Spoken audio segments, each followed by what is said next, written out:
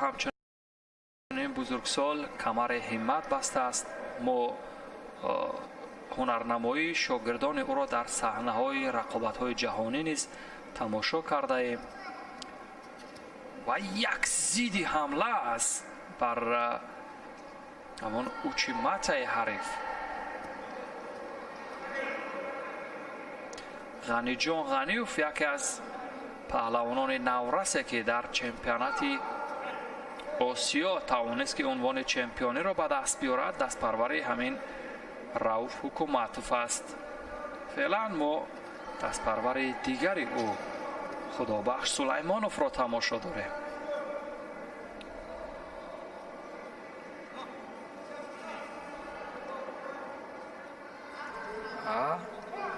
ورزشکاری ولایت مختار کوهستان بدخشان آزاد مزاروف، ببینید چی عمل کرده دارد و یک مکیکومی، ببینید چی ضد حمله بود. نتیجه برابر شد، 1-1 دوستان عزیز. این روش مکیکومی به همون هین مکیکومی شباهت داشت. حریف رو چگونه توپ داد که واقعا خود حریف نیز از اصولی واقعا در پیش گرفتهش حیرت زده شد و رقابت رو ادامه میدهند و مزاروف با 2 کارت زرد نسبت به حریف رو به تنزل هست.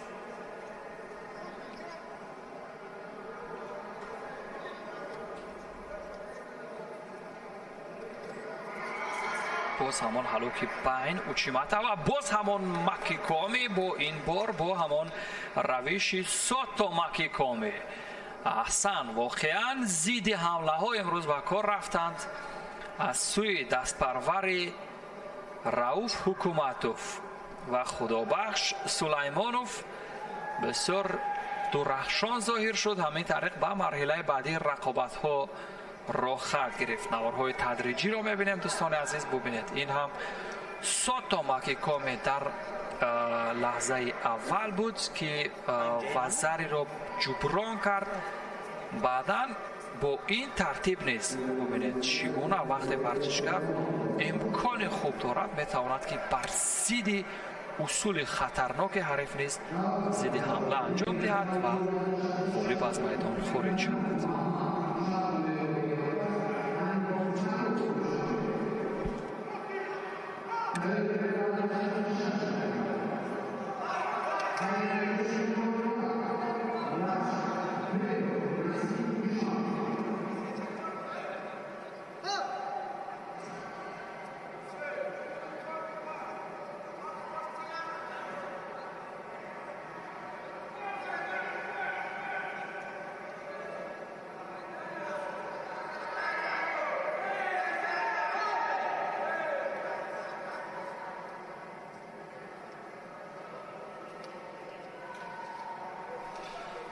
و رقابت نوبتی دوستان عزیز میان پهلوانی که با جدوگی سفید است او محمد رحیموف است، دسته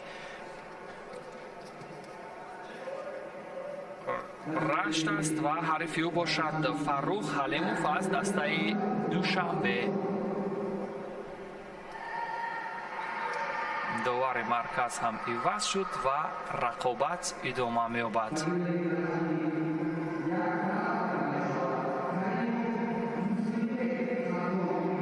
امروز در وزن 66 کیلوگرم رقابت ها همانطور که مشاهده کردیم واقعا ورزشگرانی با استعداد روی صحنه رقابت برآمدند و از خود یک هنر و استعداد خوب نشان دادند.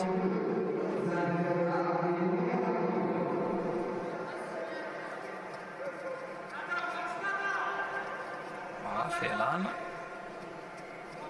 فروخ حلیموف از دسته دوشنبه با داشتن یک کمیکت خوب به نظر می رسد که پیش صف باشد و از یک حلوک معمولی پیش پای از همان تای آتاشی که میخواست استفاده کند چندان موفق نشد و به همین ترتیب رقابت ادامه می‌یابد دوستان عزیز، جایی که احتمال پدیده های درخشان جودوی تاجیک را در این صحنه رقابت های چمپیونات جمهوری تاجیکستان در سال 2020 با هم ببینیم.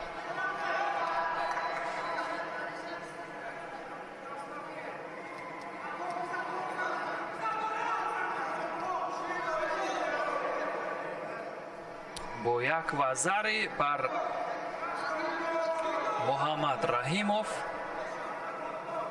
تا اینجای کار نتیجه بر سود حریف او است، فروخ حلیموف، و برداشته زدن یک عملکرد جذابی دیگری هست در بخش اصولهای توچی وضع بود سوری گوشی ولی موفق نشد.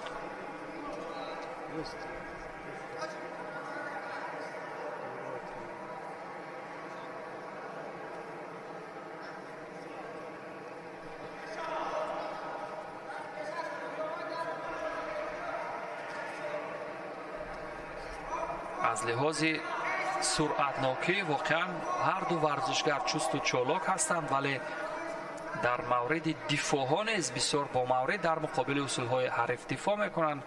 همین است که به هیچ کدام از ورزشگر تا این جای کار میسر نشده که حریف را پرتاب کند و در عین فند خوب با همان روش سکوی نگه در عینه که واقعا یعنی نیم خم بود توانست که حریف را از یک جا به جای دیگر پرتاب دهد ولی موفق نشد.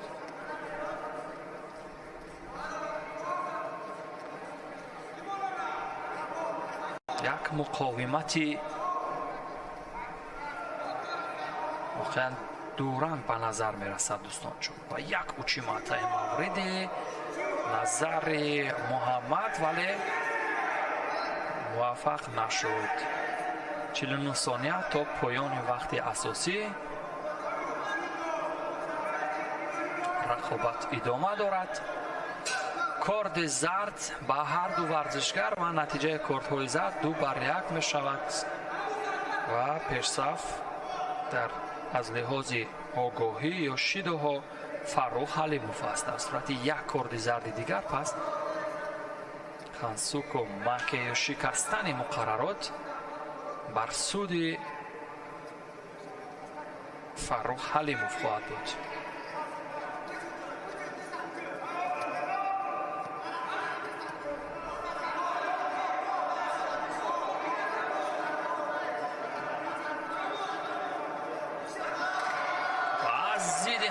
بسیار خوب و ذریعی پون و به همین ترتیب دوستان عزیز چنان که به نظر رسید فروخ حلیموف بسیار خوش درخشید و او به مرحله بعدی رقابت ها را خواهد گرفت. بسیار اصول اجرا کرده زیبایی داشت. به نظر می رسید که تنیاتاشی باشد ولی می بینید اینجا از اوسات و گروم بسیار به مورد استفاده کرد. ابتدا با پای چپ و به همین ترتیب راه خود را به مرحله بعدی رقابت ها پیش خواهد گرفت.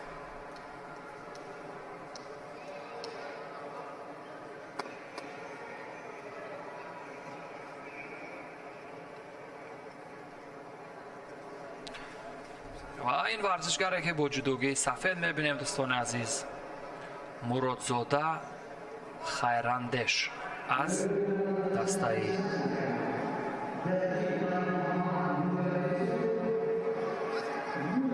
رشت است و بیکوف نسیم از دسته دوشنبه.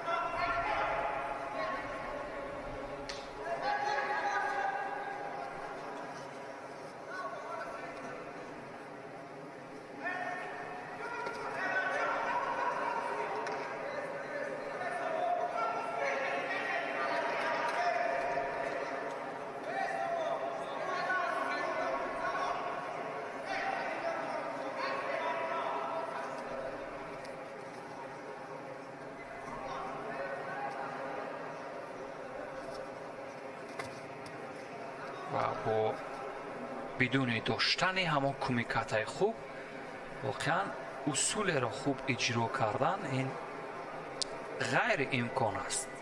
همان گونه‌ای که اینجا به نظر می رسید از سوی مرادزاده، ولی چون عیان بود که نمیتواند بدون همون مرحله قپیدن خوب کارش را به سامان برساند.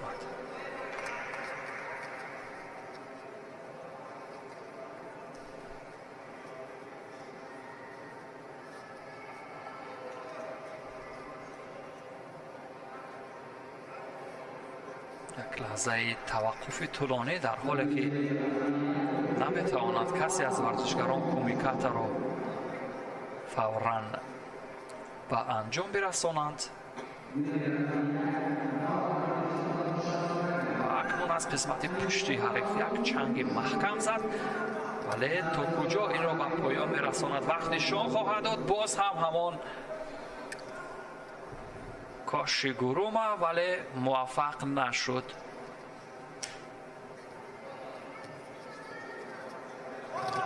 بالاخره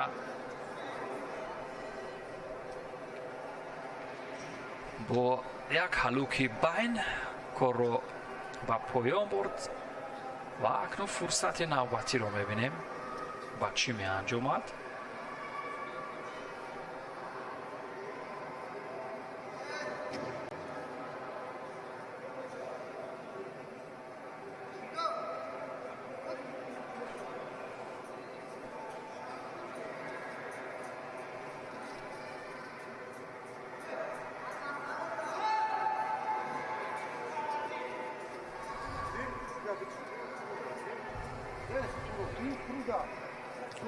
یک پرتاب زیبای بالای شانه.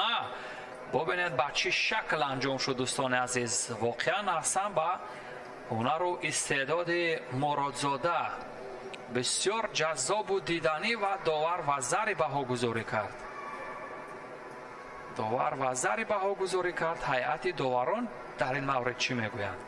هیئت داوران نیز به وزر قناعت کردند، ولی پرتاب او بسیار پرتاب جذاب و دیدنی بود که در عین نوارهای تدریجی با هم میبینیم و خلاصه گیری خواهیم کرد.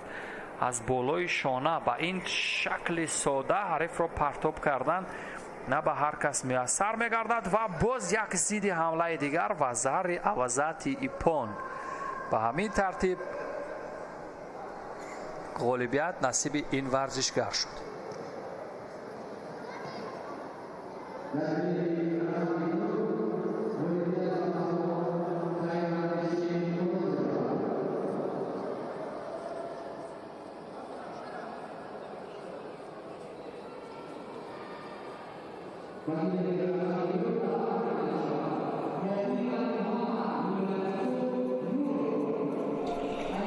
و بیننده های عزیز به همین ترتیب نماینده رشت میرزازاده خیراندشی میرزازاده نقش به مرحله دوم را خط گرفت و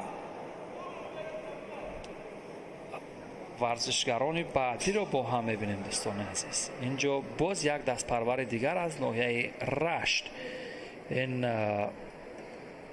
از ولایت سوخت، ولی محمد باقی در مقابل حریفش از دسته دوشنبه عینالدین نوروف رقابت میکند.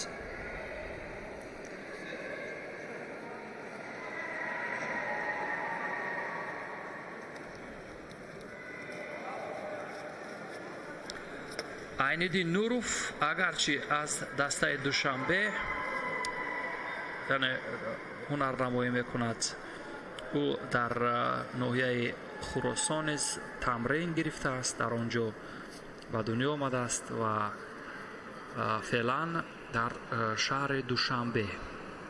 و ببینیم نتیجه هنرش چی خواهد شد. در همان لحظه اول داور مرکز به سبب اشتباه گرفتن از کمیکات به او یک کارت زرد جزا میدهد.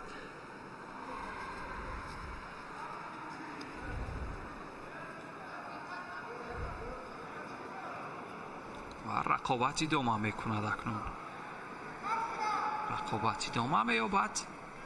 کمیکات مورد نظر و کسی از ورزشگران نمیتواند به خوبی بگیرند. دست پرور ولایت صبح باقی ولی محمد نیز در مسابقات جمهوریوی قبلا نیز از خود درخشندگی نشان داده بود که ما شما نیز شاهد گشته ایم. و شیدای دویم با کدام سبب و با کی؟ با سبب کمکاری و عین‌الدین نورов دادند. عین‌الدین نورов اکنون او را میباید که همان اصولهای پرتابی تا چی وضع و یا همان اصولهای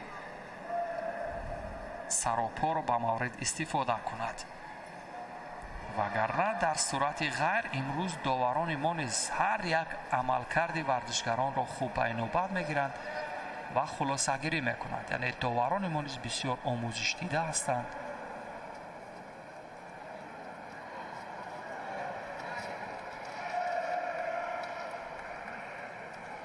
حداقل عمل را برای اجرا کردن اصول به انجام برساند. در اینجا عین‌الدین نورов یعنی داور در مورد کمفعالی او قضاوت نخواهد کرد.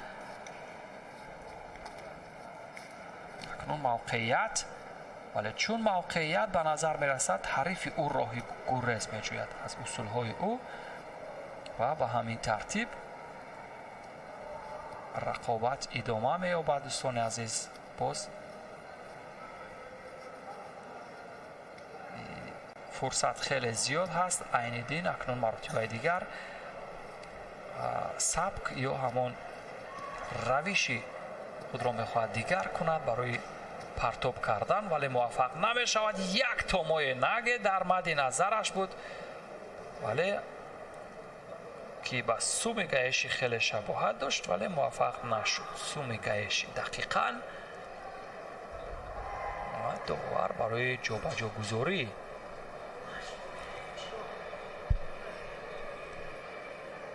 لباس ها دوستان عزیز یک لحظه نیز توقف شد و به همین ترتیب رقابت ادامه می‌یابد. یا کرد زرد سیوم جزا خنسو کمک و یا یگان هلوکی پرتابی. ولی در این بخش سراپا کسی از ورزشکاران موفق نشد و به همین ترتیب رقابت ادامه می‌یابد. یک دقیقه دیگر تا پایان وقت اساسی باقی مانده است.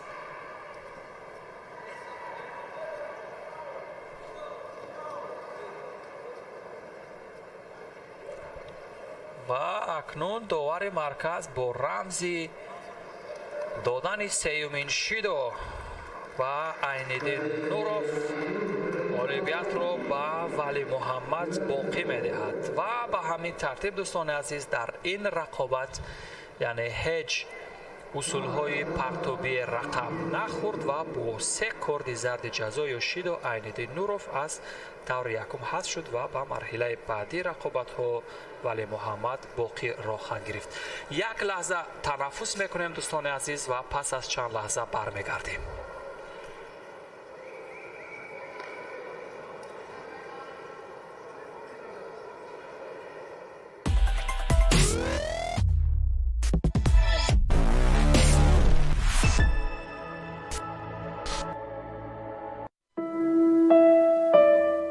При желании здоровым быть легко. Главное – правильно и вкусно питаться. Авиценна Милк создает для вас натуральный экологически чистый молочный продукт. На ферме и собственном молокозаводе с особой чуткостью работают профессионалы, которые создают то, в чем нуждается наш организм. Мы стремимся, чтобы каждый день в вашем доме были свежее молоко, кисломолочные продукты, натуральное сливочное масло, творог и сыры. Вся забота о вашем здоровье в разнообразии нашего продукта. Авиценна Милк. Спрашивайте в торговых точках города. барои рушд ва тавсеяи фаъолияти соҳибкорӣ ба мо зарур аст ки фаъолият ва маҳсулоти худро ба доираи мизоҷони эҳтимолӣ муаррифӣ намоем. дар шароити рақобатпазирӣ бо сурати имрӯза чӣ гуна метавонем ки маҳсулоти худро бо кадом роҳ шарикон ва сармоягузоронро пайдо намоем дар шароите ки бозорҳо пур аз пешниҳодҳо шудаанд, аммо дар бораи онҳо хеле маълумоти кам аст. дар чунин ҳолат ба мо платформае лозим аст ки тавонем маҳсулоти худро озодона ба фурӯш гузорем. инчунин шарикони навро пайдо намуда дар эҷаи вақти ҳақиқӣ аз тамоми гӯшаву канори дунё сармоягузоронро ҷалб намоем. хушбахтона чунин платформа вуҷуд дорад ки он B2B TJ аст. B2B TJ барои соҳибкорон, сармоягузорон ва харидорон платформаи беназир мебошад. B2B TJ ин платформае мебошад ки дар он шумо метавонед маҳсулоти худро пешниҳод намуда бо мизоҷон ва шарикон муошират намоед. дар B2B TJ саҳифаи худро кушода сармоягузоронро ҷалб ва шарикони нави тиҷоратиро ҳам дар дохили кишвар ва ҳам берун аз он пайдо намоед. инчунин таҳвилгаронро интихоб намуда фаъолияти соҳибкории худро густариш диҳед. B2B TJ имкониятҳои нав барои шумо. оби кӯҳӣ дар ҳақиқат ҳам оби зинда аст ки аз даруни пиряхҳо дар шакли барф пайдо мешавад. кормандони сиёма кӯшиш ба харҷ медиҳанд ки ҳамаи хислатҳои шифобахшии ин оби зиндаро дар мадди аввал нигоҳ доранд. мо ҳамеша сифати маҳсулотро санҷиш ва мушоҳида мекунем ва дар ҳамон шакли аввалинае ки ин обро табиат ба вуҷуд овардааст ба дасти шумо мерасонем. сиёма, лаззати табиатро эҳсос намо. маҷмуаи савдо ва хизматрасонии давлати зафар дар даромадгоҳи ноҳияи рӯдакӣ кушода шуд ва соҳибкорону деҳқонони кишварро ба ҳамкорӣ даъват мекунад. яке аз калонтарин марказҳои савдо ва хизматрасонӣ дар кишвар, майдони васеъ барои мошинҳои боркаш, анбору нуқтаҳои гуногун ва кушоду бар ҳаво, дуконҳои фурӯши меваву сабзавот ва гӯшт дар ошёнаи аввал, нуқтаҳои дузандагиву қаннодӣ ва ҳунарҳои мардумӣ дар ошёнаи дуюм, садҳо дукону нуқтаҳои фурӯш ва инфрасохтури мувофиқ барои тиҷорат дар саҳни ҳавлии марказ акнун дар хизмати шумо аст. ба пешвози 30-солагии истиқлоли давлатии Тоҷикистон ва ба хотири дастгирии доираҳои соҳибкорӣ ва деҳқонони кишвар то ҷашни байналмилалии Наврӯз истифодаи дуконҳои савдо комилан ройгон аст. биёед барои рушди тиҷорат ва иқтисоди миллӣ якҷоя самгузорӣ мекунем. маркази савдо ва хизматрасонии давлати зафар. мо ҷонибдори сиёсати ободкорона ва дар андешаи ташкили ҷойҳои нави корием.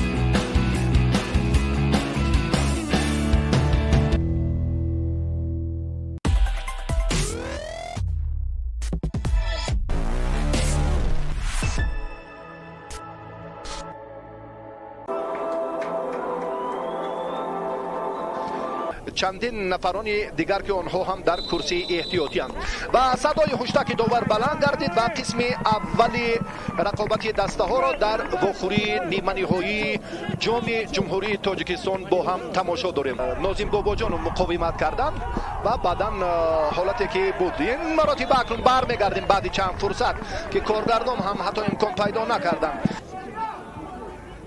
بازیگزاری از سمت چپین از نیمه میدان دسته رگرتده سرعت میگیرد. یک ضربه خیلی مستقیم که فتح‌الله هم نفری بیگانه نیست در باشگاه روشن کلابشهر. رسول فیض خود در مقابل 4 نفر مبارزه برد، اما اینجا کسی نیست از بازیگران دسته رگر. دلیر شامرادوف این حالت رو رفع کرد و صدای هشدار داور بلند شد. دایره مسابقات عنعنوی جام جمهوری تاجیکستان محض در رقابت نیمه نهایی بدون گل انجام یابد.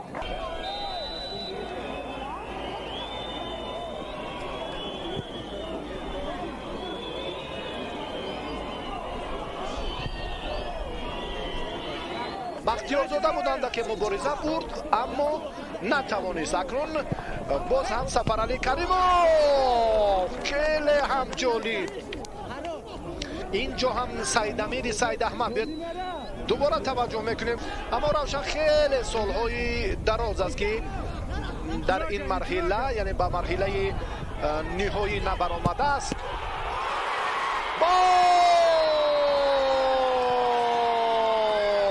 بیا توجه میکنیم باری دیگر به همین لحظه باز هم سفرعلی کریموف اینجا کار کرد. عمل کرد سفرعلی کریموف خیلی مساعد بود.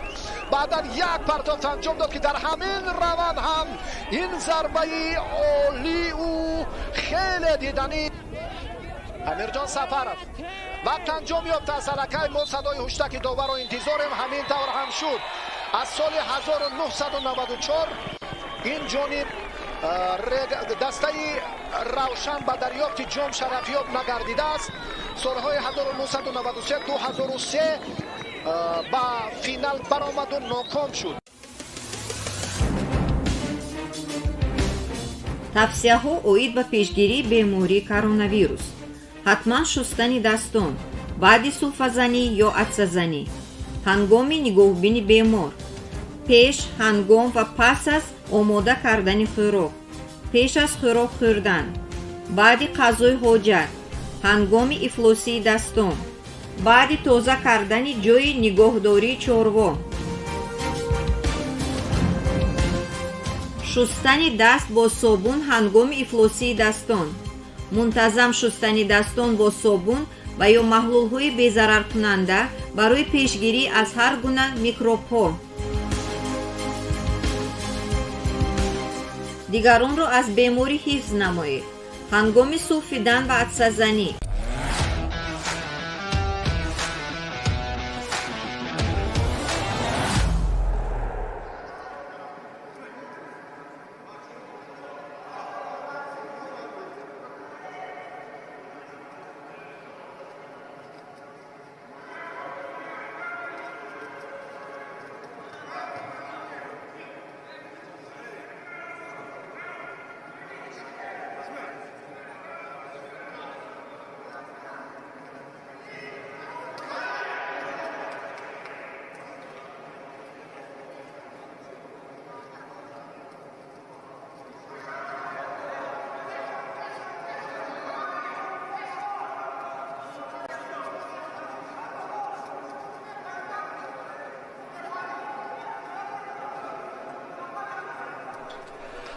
و دوستان عزیز گزارشی مستقیم ما از جریان رقابت‌های روز اول چمپیونات جمهوری تاجیکستان اوید به جودو در سال 2020 ادامه می‌یابد و گزارش ما از قصر تنیس و مجمع آبی پایتخت منظور شما می‌گردد. فاروق صابروف دست پرور خود را اینجا مشورت یا مصلحت می‌دهد.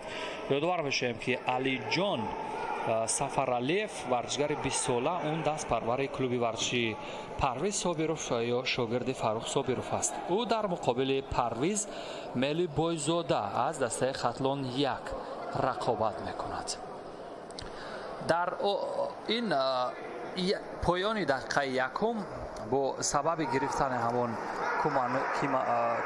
قسمت آخری دست حریف یا همون سر آستین کومیکات به واقع با سفرعلیف یک کردی زرد جزا یا شیدو از سوی ناصیر دواری مرکز داده شد و ناصیر هم یکی از داورانی واقعا عدالت پیشه در چند مسابقه آخره که ما تماشا کردیم شاهد بودیم واقعا بر شمار برود. نتیجه کارت‌های زرد برابر شد 1-1.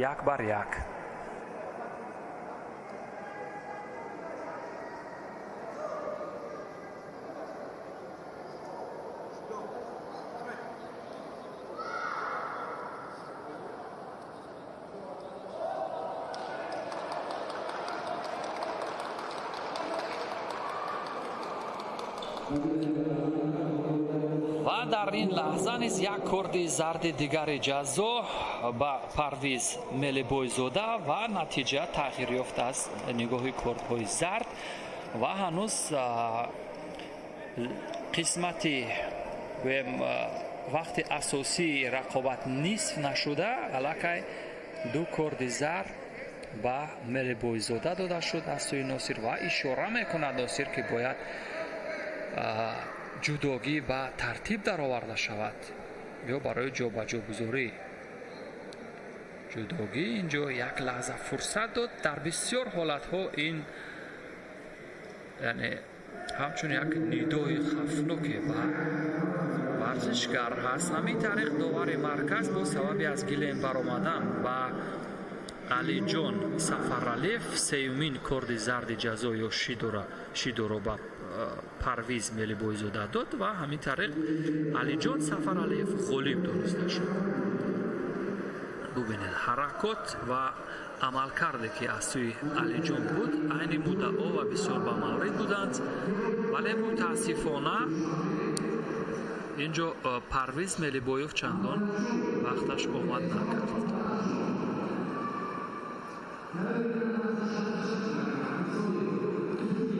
акнун дӯстони азиз рақобате ки баргузор мегардад миёни Ориф Додов, он дастпарвар ё шогирди Садриддин Обидов аст, оне ки дар риштаи самбо барои ба камол расонидани яке аз қаҳрамонони ҷаҳон дар соли 2017 саҳм гузоштааст.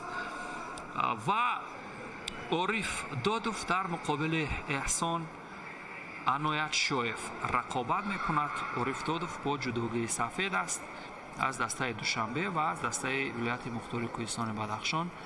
Эҳсон Аноятов бо ҷудогии кабуд аст.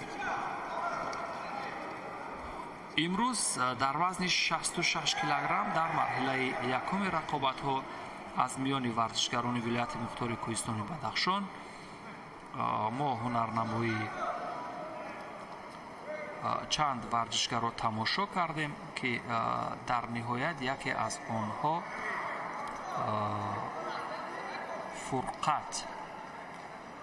Фурқат Бубораққадамов бисёр техникаи баланди гӯштани ҷудоро ба намоиш гузошт. феълан ду корди зарди ҷазо дорад Аноятшоев Эҳсон ва дар баробари Ориф Додов ҳеҷ коре карда наметавонад. Ориф Додов аз зумраи он варзишгароне ки дар вазни сабук дар чемпионатҳои ҷумҳурӣ дар мусобиқоте ки ба санаҳои муҳими таърихӣ дар ҷумҳурии Тоҷикистон баргузор мегардад пайваста иштирок мекунад. ғолиби чанд каратайнаи ҷоми пойтахт аст. дар риштаи гӯштини миллӣ низ дурахшандагӣ дорад ва феълан дар самбо дар вазни 66 килограмм агар бахту иқболаш баландӣ кунад шояд ғолиб барояд ва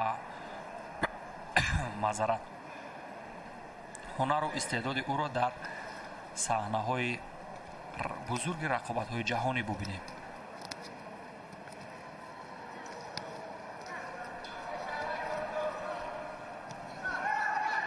инҷо усулҳои техникӣ аз сӯи варзишгари вилояти мухтори Кӯҳистони Бадахшон Эҳсон Аноятшоев бештар ба назар мерасад. аз ҳамон ҳаллуки маъмулии байн бо равишҳои гуногуни коучи ва оучигарӣ мехоҳад истифода кунад, вале то ин ҷои кор ба мақсад мувофиқ нест.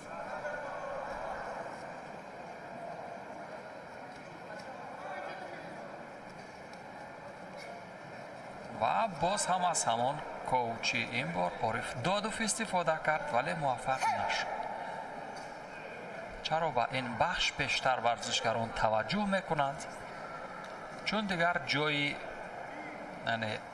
идома додани рақобат нест, муқовимат дар муқобили ҳариф ва аз ҳамин лиҳоз ин варзишгарон кӯшиш мекунанд то ҳамон усули мавриди назарашонро дар баробари ҳамлаи ҳариф истифода кунанд.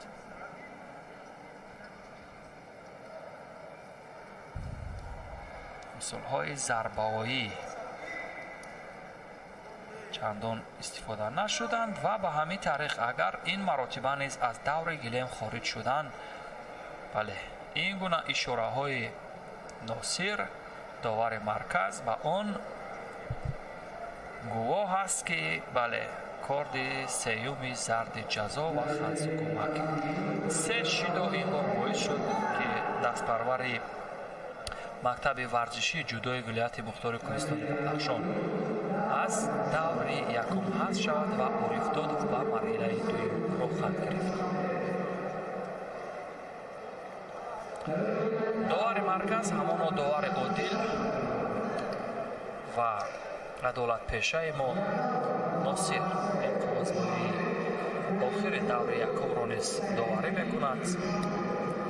یادآور میشیم که بهرام صوفیف از دسته خطلان دو در مقابل بزرگمهر ایسایف از دسته دوشنبه رقابت میکند. بزرگمهر با جداگی کبود هست، ایسایف و بهرام صوفیف باشد با جداگی سفید. غالب این جفت در مرحله دوم رقابت ها در مقابل اوریفتادوف رقابت خواهد کرد.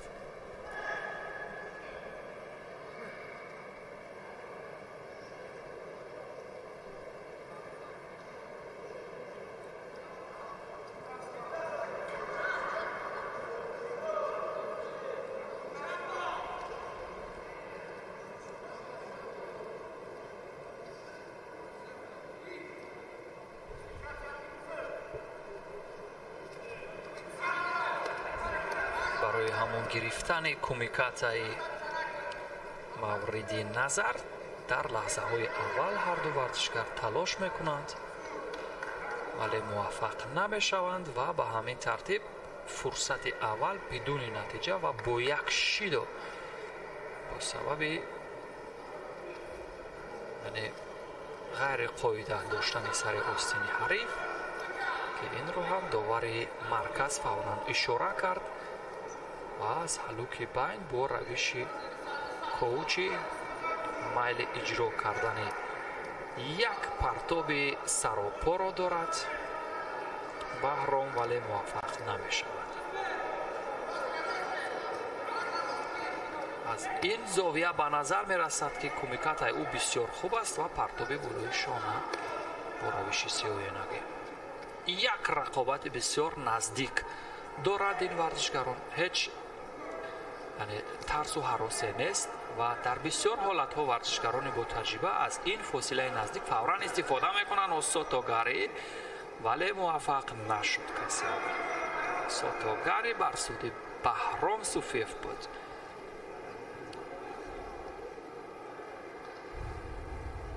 داور به هیئت مربیان ورزشکاران اشاره میکند که باید اینجا آداب معاشرت در عین رقابت ورزشکاران رعایت کرده شود. یعنی مصلحت یا مشورتی که می شود از سوی ورزشکاران از سوی مربیان آن باید پس باشد. به همین ترتیب از نظر کارت‌های زرد جزا 1-1 شد. هر دو ورزشکار یک شیدو دارند.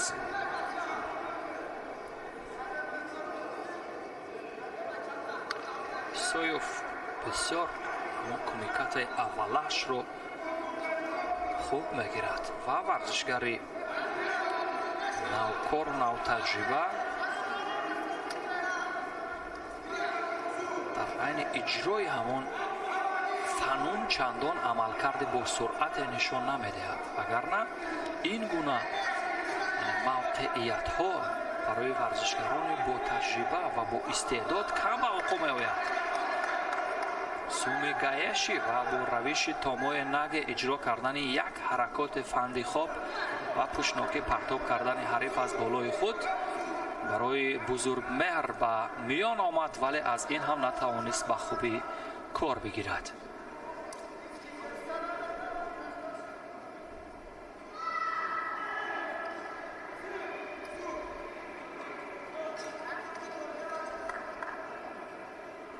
یک لحظه نفس راز کردن بود برای ایسایف با سبب آنه که حریف او جداگی خود را به ترتیب می در آورد یا جا به جا می کرد و این ببینیم بعد از یک نفس راز کردن رقابت چگونه ادامه می یابد. چنگال دست چپی او از قسمت کمر حریف به مورد هست ولی سمت ихтиёр кардааш самти чап ба вуқӯъ напайвасту ҳамун усули мавриди назарашро иҷро кунад.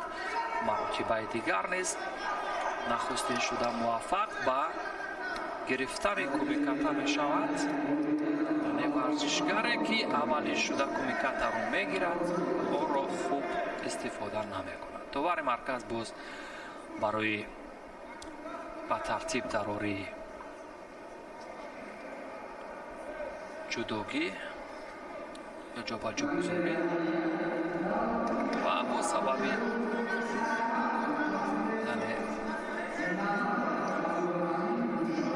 аз даври гиребони ҳариф як кумикатаи бемаврид гирифтанд ва исоев корди зарди дуюми ҷазо ё шинои дуюм дода мешавад. ба ҳамин тартиб натиҷа бар суди Баҳром Суфиев аст аз назари шидоҳо. сонияҳои поёнии вақти асосӣ боқӣ мондааст. дӯстони азиз, ва варзишгарони навкору навтаҷриба ҳастанд ки дар баробари ҳамдигар наметавонанд ҳеҷ усулеро иҷро кунанд.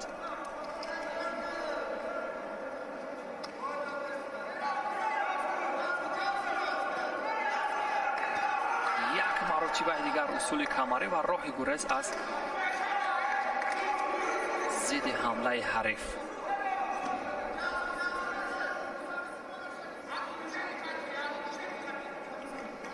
довар тез барои ҷобаҷӯгузорӣ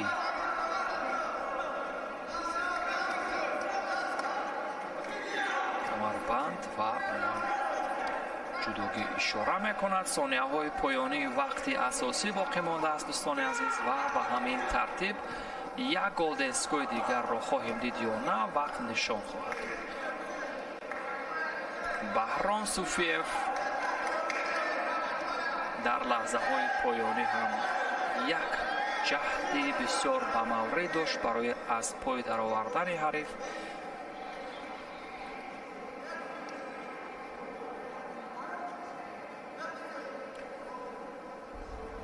ва як лаҳза таваққуф шояд ба хотири ба табиб ниёз пайдо кардан бошад. бале, баъзан чангҳое ки мешавад ё баъзан дар айни гирифтани ҳамон кумиката иттифоқоте меафтад ки воқеан варзишгар худаш нодониста яъне чанг барои ҳариф мезанад ки ин боиси яъне якам резиши хун низ ба назар мерасад. ва ин рақобат ки дӯстони азиз дар миёни Баҳром Суфиев ва Бузургмеҳр Исоев дар ҳоли голденско ҳаст. дар даври якуми рақобатҳо охирин хоҳад буд ва пас аз он мо ҳунарнамои варзишгаронро дар даври дуюм тамошо хоҳем кард. дар татами дуюм ва ба саҳнаи рақобат бармегардад Бузургмеҳр Исоев ва Баҳром Суфиев бошад. ин дастпарвари мактаби ҷудои шаҳри Кӯлоб ва ҳамроҳи мураббияш Ҳасан дар ин чемпионат иштирок мекунад. ва Ҳасан худ низ замоне дар саҳнаҳои рақобати чемпионати кишвар иштирок дошт ва шояд дар вазни 73 килограмм фардо рақобатҳои ӯро бо ҳам бубинем.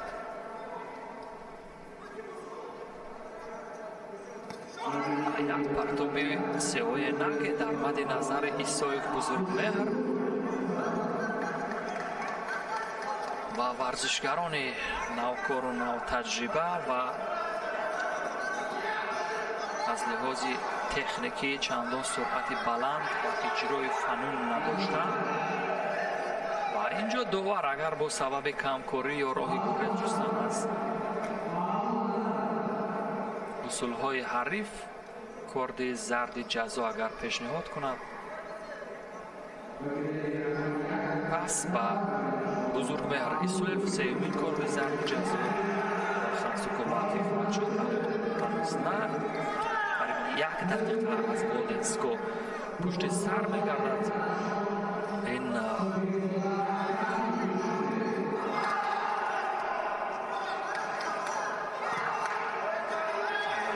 озмоиш шуд ки дар вазни 66 килограмм, яъне ҳудуди 5 дақиқаю 14 сония дар даври якуми рақобатҳо идома кард.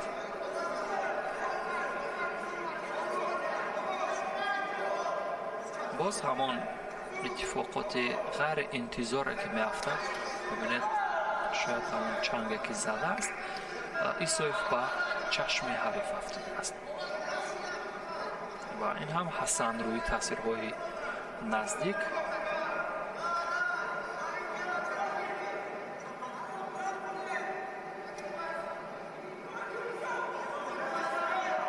ҳатто варзишгар ҳам дар ҳолати ғазаболуд ва як зидди ҳамла аз сӯи баҳром буд, вале бузургмеҳр низ то ҷое истодагарӣ кард ва бубинед чӣ дифои бамавриде дошт баҳром. вагарна инҷо метавонист ки таҳти як фишор ва як усули маҳками ҳариф қарор бигирад.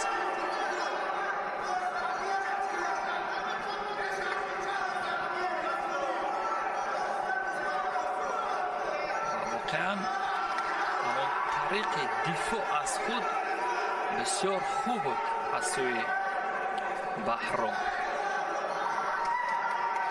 агар баҳром усул иҷро мекунад ва шояд лат бардошта бошад дар инҷо, вале аз ҳаракоташ ба назар мерасад ки лат бардоштааст. бузургмеҳр ва ин ҳаракатро бубинем. бале, дасти ҳарифро бисёр дар як ҳолати ногувор бубинед чӣ гуна бисёр як ҳолати ногувор буд ва гумон мекунам ба хайр бошад.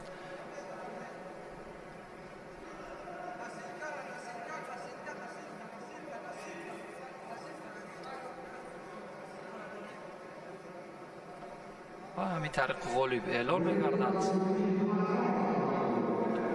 баҳром суфиев то лаҳзаҳои поёнӣ кӯшиш кард, вале як ҳаракоти нодуруст дар ҳамон лаҳзаҳои поёнии вақти асосӣ боис ба он гардид ки дасти ҳарифиро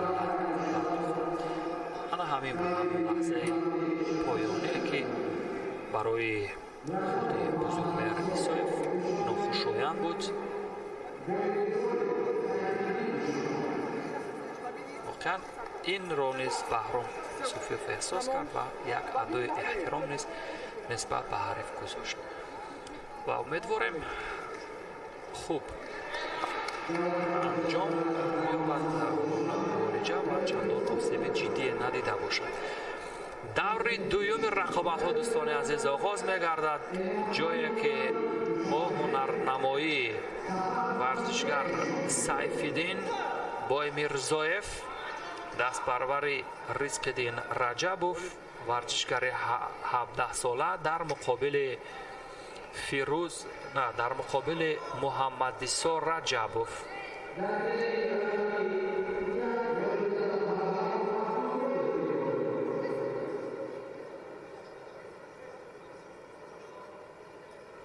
муҳаммадисо раҷабов дар даври якуми рақобатҳо дар баробари фирӯззиёев ғолиб шуда буд ва ин дуюмин ҳунарнамои ӯ ҳаст ва сайфиддин боймирзоев бошад даври аввал истироҳат карда буд, яъне озод буд ва ба ҳамин тартиб ӯ тозанафастар ҳаст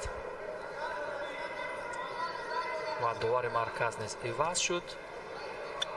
ва рақобати варзишгарон як ковучигари бо самти чап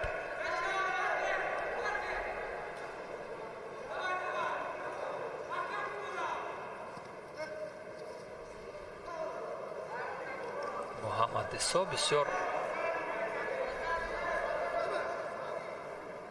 با سرعت بلند یک عملکرد جذابی رو به نمایش گذاشت، ولی حریفش نیز با یک دفاعی خوب از خودش به سمت رفتید که چندان برای امتیاز گذاشتن قابل قبول نبود.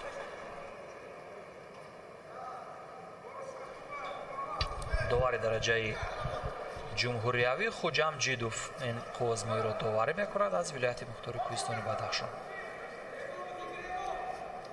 خوجام جیدوف نیز یکی از ورزشگران شناخته بود از ناحیه شام، بیشتر در سرنوشت رقابت داخلی درخشان بود و در مسابقات بین المللی نیز بارها تاجیکستان را نمایندگی کرده است. خوجام جیدوف باور و فعلا به صفت مربی در مکتب ورزشی ولایت مختار کوهستان بدخشان فعالیت میکند و همچون داور نیز در این مسابقات کار و فعالیت میکند و همچون داور در چندین مسابقه ها ما تماشا کرده ایم. داوری او را بسیار یک داور عادل است، عادلانه رقابت را داوری میکند و در اینجا یک وزری که بر رجبوف محمد عیسی داد عین مدعا بود و وزر دوم احتمالیتی به وقوع پیوستن دارد یا نه. بله، به همین ترتیب با اما اینجا عمل اضافی رجبوف گمان میکنم چندان قابل قبول نبود و به همین ترتیب دستپروری رزق‌الدین رجبوف سیف‌الدین بویمیرزویف به شکست دچار گردید و محمد عیسی رجبوف که یک دور آزاد بود به مرحله نه اینجا دستپروری رزق‌الدین رجبوف دوستان عزیز معذرت به پیروزی نائل گردید.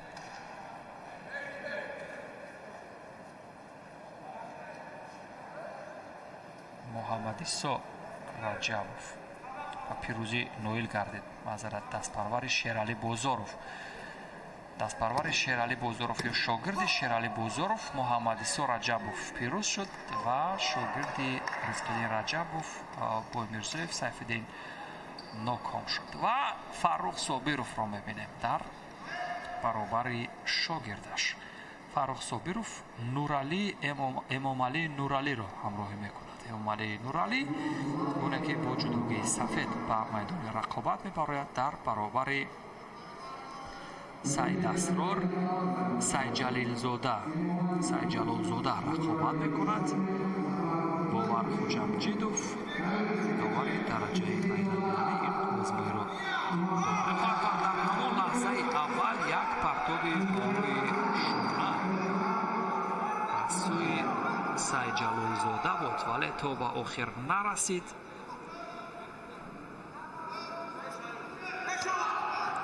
جیبای دیگر نیز کوشش میکند همان پرتاب بالای شونه را استفاده کند.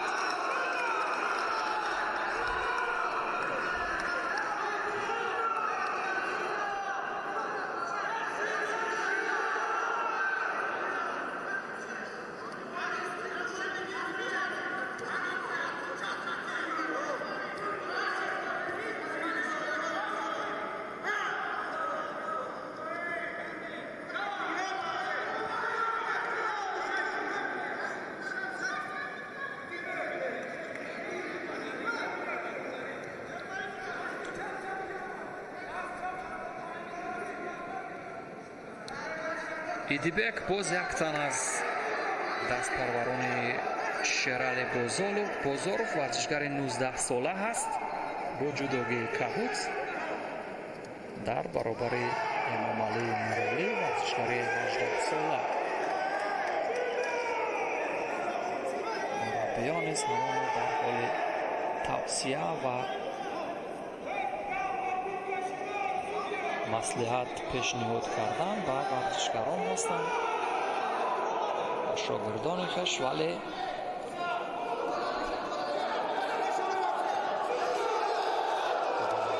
از دور گلم خارج شدن، از مربع خارج شدن، ولی با سبب کمکاری اینجا دومین کارت زرد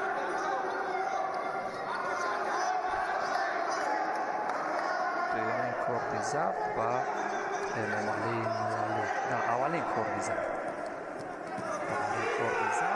شیدو و رقابت ادامه بیابد دوستان عزیز رقابت ادامه میابد و هنرنمایی این ورزشکاران با یک عملکرد جذابی اوساتوگاری بود اگر اشتباه نکنم دوستان عزیز به پایان رسید چی عملکرد جذاب و چی هنر و استعداد خوبه به نمایش گذاشته شد که این رو در نوارهای تدریجی خواهیم دید. احسن ایدیبک سعید جلالزاده واقعا یک هنر شایسته تحسین نشان داد. بار دیگر میبینیم دوستان عزیز اینجا زیدی حمله بود اگرچه با همون روش معمولیه که با ساتوگاری از سوی حریفش بود اوساتوگاری پر اوساتوگاری این است همون عمل کرده که استفاده شد دوستان عزیز. احسن به هنر و استعداد چنین ورزشکارانه که با یک استعداد بلند با یک تکنیکای جذاب و دیدنی طبع بیننده ها رو شاد میگرداند و حضور و حلاوت تماشاگران نیز واقعا زیاد خواهد شد.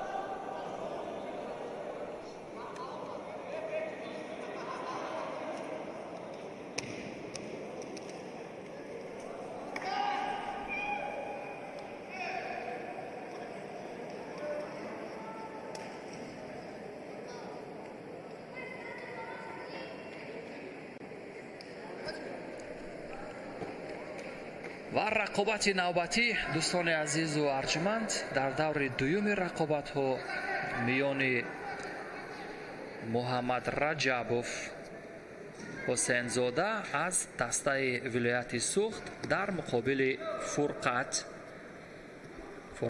مبارک قدموف از دسته ولایت مختار کوهستان بدخشان است. در دور اول فرقت مبارک قدموف بسیار اصولهای خوب و با روشهای گوناگون ظاهر شده بود و این بار ببینیم چگونه هنرنمایی میکنند. مبارک قدموف در چندین مسابقات جمهوری نیز اشتراک کرده بود، در میان نورستان نیز و در جام پایتخت 2019 نیز حضورش بسیار چشمگیر بود.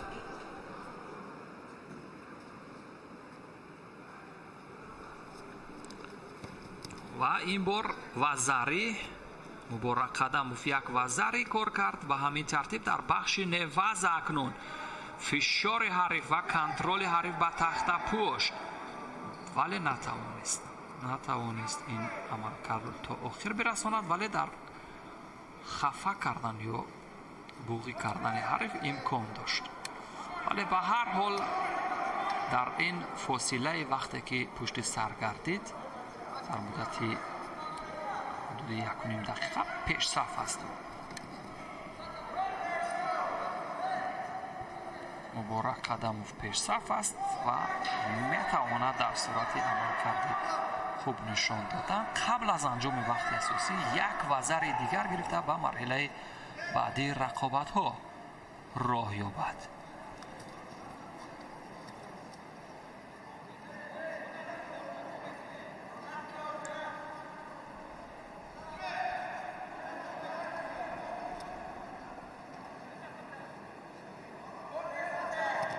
مبارک قدموف دستپرور مکتب جودوی ولایت مختار کوهستان بدخشان با خوجمجیدوف تحت راهبری خوجمجیدوف تمرین میکند. یکی از شاگردان خوبی این مربی و داور جودو به شمار میرود. فعلا تا اینجای کار اگرچه یک شیدو دارد ولی با یک وزر پیش صف است.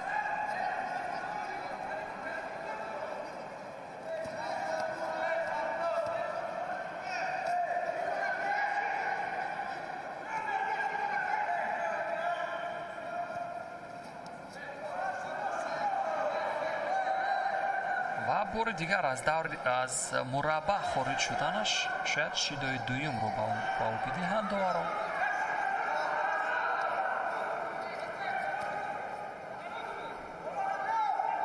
вале шидои дуюм ро гирифт Муборак Қадамов, вале сонияҳои поёни 1.5 дақиқаи дигар то анҷоми вақти асосӣ як партоби сеои наге ва ба ҳамин тартиб Муборак Қадамов дар даври сеюм дар чаҳоряк ниҳоӣ қарор хоҳад гирифт. ба марҳилаи чаҳоряк ниҳоӣ роҳ хоҳад гирифт Муборак Қадамов ва аҳсан воқеан лаззат бурдем имрӯз. агарчи ду корди зарди ҷазо дошт, вале аз лиҳози иҷро кардани равишҳои техникӣ бисёр бамаврид ва айни муддао дигар ҳеҷ ҷои шаку шубҳа набуд. дӯстони азиз, дар наворҳои тадриҷӣ ҳам хоҳем дид. фурқат Муборак Қадамов аввалин имтиёзро ба ин равиш ва дуюмин имтиёзро бо партоби сеои наге ба даст овард.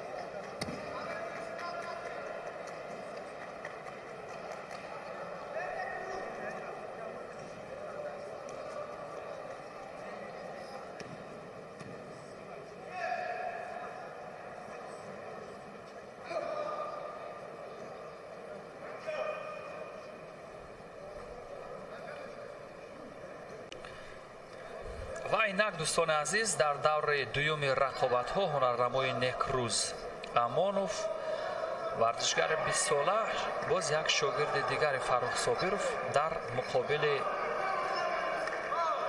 Ҷамшеди Нуралӣ рақобат мекунад. ин варзишгарон аз ҳамдигар шинохти хубе доранд, чунки дар дигар мусобиқаҳои ҷумҳуриявӣ бо ҳам даст ба гиребон шуданд, вале феълан бубинем акнун дар чанд рақобати гузашта низ дастпарварони Фаррух Собиров дурахшандагӣ доштанд, вале ин бор бубинем чӣ гуна хоҳад шуд. овчигари бенатиҷа буд акнун Шимеваза буғӣ кардан ва ба ҳамин тартиб довар қуввозмоиро манъ мекунад.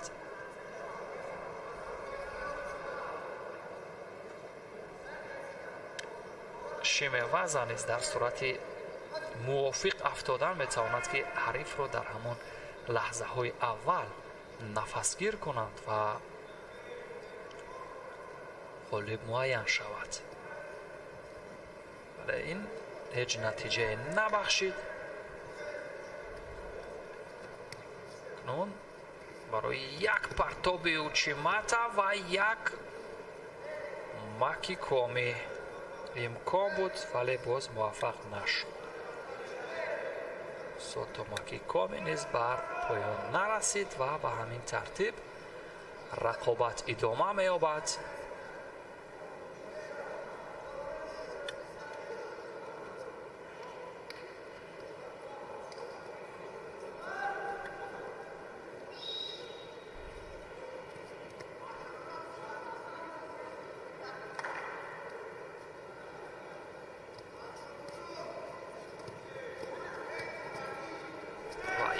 рақобати воқеан наздику нафасгире ба назар мерасад миёни ин варзишгарон ки бо ҷаҳду талоши доимӣ кӯшиш мекунанд, вале муваффақ намешаванд.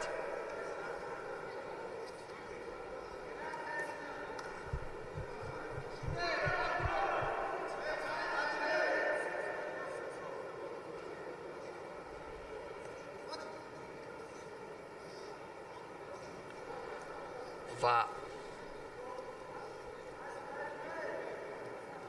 дар айни иҷрои ҳалуки ҳариф варзишгарон ба кӯшинҳу ё ҳамон тариқат ё равиши дифоъ аз худ варзишгарон бисёр таваҷҷӯҳ мекунанд ва ҳамин боис мегардад ки усули мавриди назари ҳариф чандон ба воқеият наздик нашавад.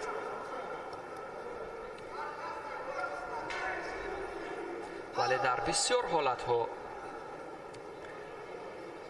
قریب میارند، یعنی نزدیک میشود و باز هم همون یک کم همون چالاکی شاید باشد یا تجربه کمتر در اشتراک در دیگر مسابقه ها باعث به آن میگردد که ورزشکاران احتمال همون اصول ها رو فوراً اجرا کردن نمیتواند. ولی از جانب دیگر باید یادآور شد که دوستان عزیز هر ورزشکاری که به صحنه رقابت میبراید او یعنی احتمال اندیشه کند که حریف او نیز در برابر او در قطار او نیز تمرین کرده است، در منظره های خوشمنظر و طبیعت میشتوسوی تاجیکستان است و مشق‌های صحرایی تمرین شده است، از هوای تازه تاجیکستان نفس گرفته است. او نیز در برابر او قدرت دارد، او نیز میتواند مقاومت کند. از این لحاظ است که در بسیار حالتها نه همه اصول های مورد نظر به واقعیت تبدیل میشن یا در عمل تطبیق میشن. شیدای اول شاید از سوی داور بله با سبب کمکاری به هر دو ورزشگر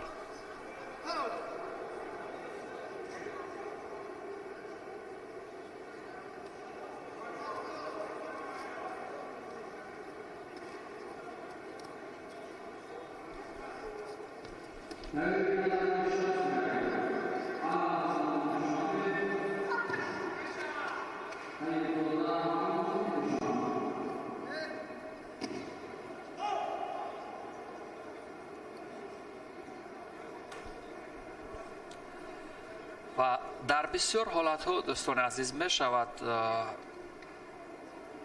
آن حالتی که ورزشگر مثلا در اجرای یک اصول و این طریق قرار می گیرد از همان اوچیماتا، ولی چون موفق نمی شود ادامه می دهد یک تکنیکای دیگر رو، یعنی تکنیکای ادامه همون ترکیب نزوک و وازا ادامه تکنیکایی که در حالتی به وقوع نپیوستنش از دیگر تکنیک یا روش استفاده میکنه.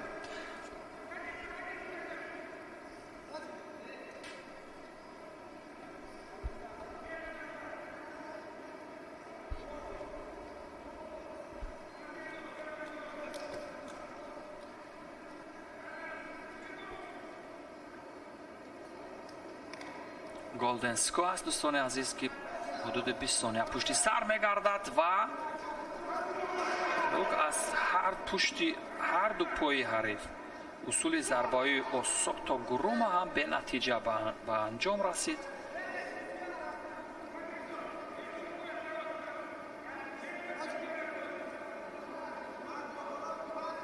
و ادامه رقابت رو ببینیم به چی می انجامد. هر دو ورزشگر نیز خیلی خسته شدند چون دور دوم رقابت ها است. اینها نیز در دور اول در مقابل حریفان پرزور خویش غالب شدند و فعلا در دور دوم رقابت ها قرار دارند. مکروز امانوف در دور اول بر مقابل شهباز سیراجوف از دسته رشت غالب شد و جمشید نورعلی باشد حریفش ابوبکر بوقیف از دسته خطلون یک رو از پیش رو برداشت تا با این دور رقابت ها راه خط بگیرد. پس از پیروزی در این دور میتواند به چهارم نهایی راه یابد که یعنی راهی برای نشان طلا تعیین نموده‌اش تا جای هموارتر شود. ولی وقت نشان خواهد داد دوستان عزیز و خواهیم دید که چگونه ورزشکاران آن اصولهای مورد نظر پسندیده را اجرا میکنند. هیچ کدام موفق نشد، اگرچه یک دوری گردن خود حریف را تاب داد ولی به نتیجه نهایی نرسید. дар мавриди дуюмин корди зарди ҷазо ё шидо ҳамдовар хулоса накардааст. то инҷо гол дестгоҳ ҳудуди 1 дақиқаи 38 сония пушти сар мегардад. довар ҳам ҳаҷме шурӯъи рақобат дигар бора ва бисёр бо ҳамон сабки ба худ хос варзишгарон ба ҳамдигар наздик мешаванд ва дар гирифтани кумикатаҳо ҳарду варзишгар низ бисёр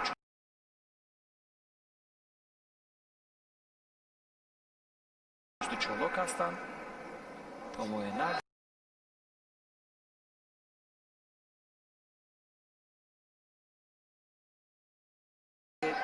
хуб ба поён нарасонид ва дар неваза ҳам муваффақ нашуданд. имрӯз дар таркибҳои гуногуни техникӣ варзишгарони мо истеъдоди хуб нишон доданд. дар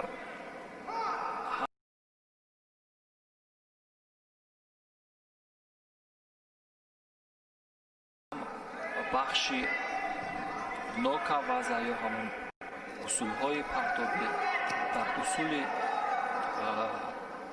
катами ваза ё неваза ва ҳамчунин дар усули зарбаоҳӣ ё ҳамон итми ваза. дуюмин корди зарди ҷазо ба некрӯз амонов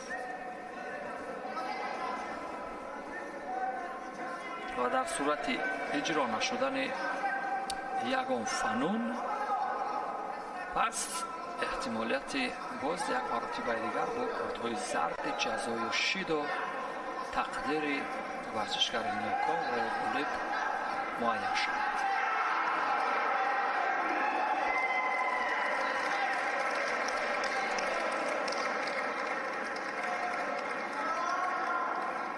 инҷо кӯшиш мекунад ҳарифро аз давр гирем ва як боз ҳам ҳамон макикоми дӯстони азиз сото макикоми ин бор муваффақомез буд ва ба ҳамин тартиб дар ин қувозмоӣ ҷамшеди нуралӣ ғолибият ба даст овард. бале, аҳсан. сото макикоми яке аз равишҳое ки воқеан дар айни дифоъ аз худ ба кор меравад ва ба ҳамин тартиб бори дигар мушоҳида мекунем. инҷо аз наварҳои тадриҷӣ бо ҳам хоҳем дид ки чӣ гуна ба ин тартиб аст бар учиматаи ҳаракат зидди ҳамла кард нуралӣ ҷамшеди нуралӣ ва ба ҳамин тариқ ба даври баъдии рақобатҳо роҳ рафт.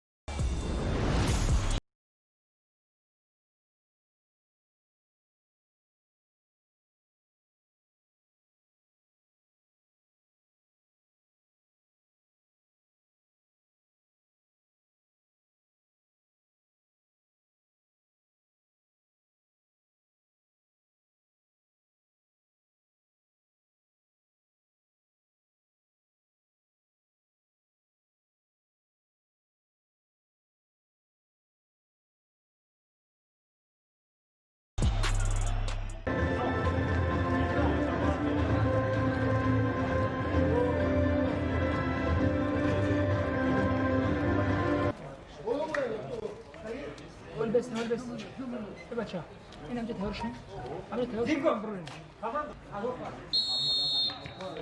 فاروق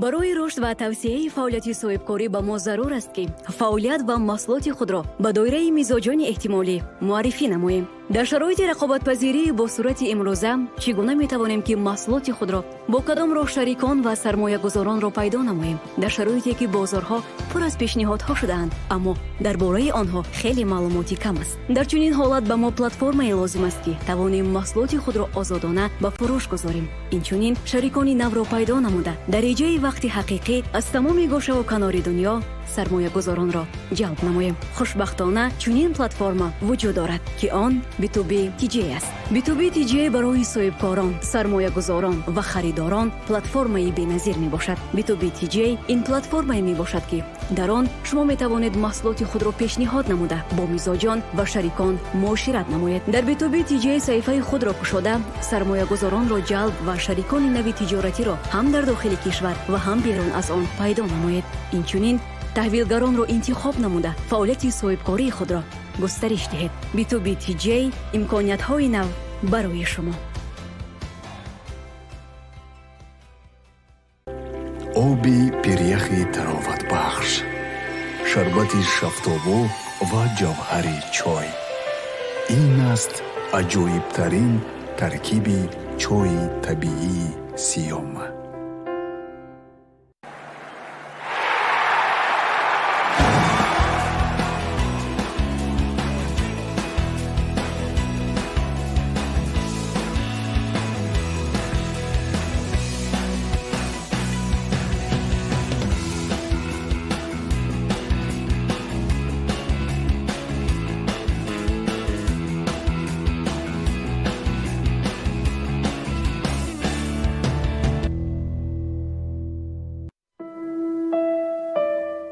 При желании здоровым быть легко.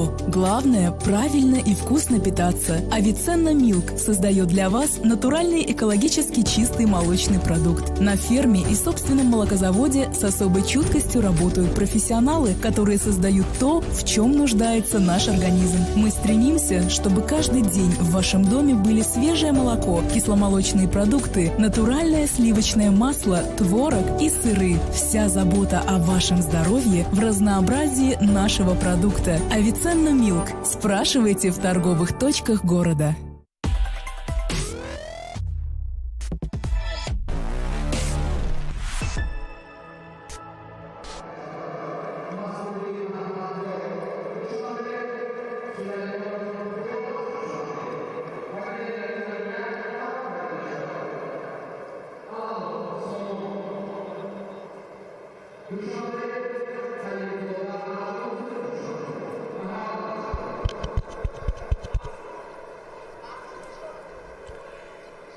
گزارش مستقیم ما ادامه میکند. دوستان عزیز، از جریان رقابت‌های مرحله دوم ورزشکاران وزنشان تا 66 کیلوگرم در تتمی دوم، همچنین در یک زمان در تتمی یکم نیز ورزشکاران در وزن 60 کیلوگرم هنرنمایی دارند و ما فعلا هنرنمایی ورزشکاران مسعود احمدزاد در مقابل حریفش خدابخش سلیمانوف را با هم تماشا خواهیم کرد. محمود احمدزاد، مسعود احمدزاد ورزشکار 18 ساله است. این شاگرد رزقالدین رجبوف و حریف او باشد سلیمانوف خدابخش. او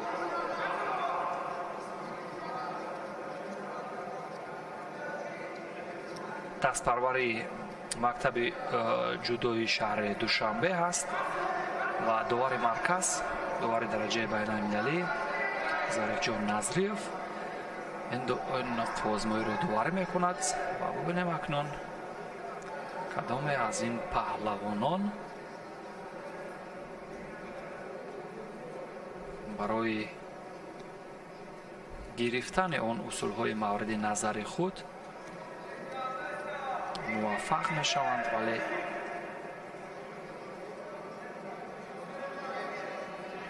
در حالی که به سمت چپ این سلیمانوف خدابخش موفق به همون گرفتن سمت خود شد، ولی در تکنیک های ترکیبی دفاعی نیست، ولی وزری بر سود احمدزاد مسعود احمدزاد و به همین ترتیب او با یک وزری و یا امتیازی ناکامل پیش صف است.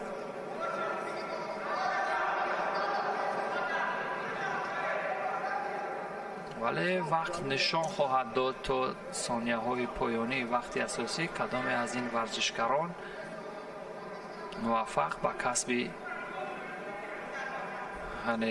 راحت به مرحله چهار یک نهایی می شوند.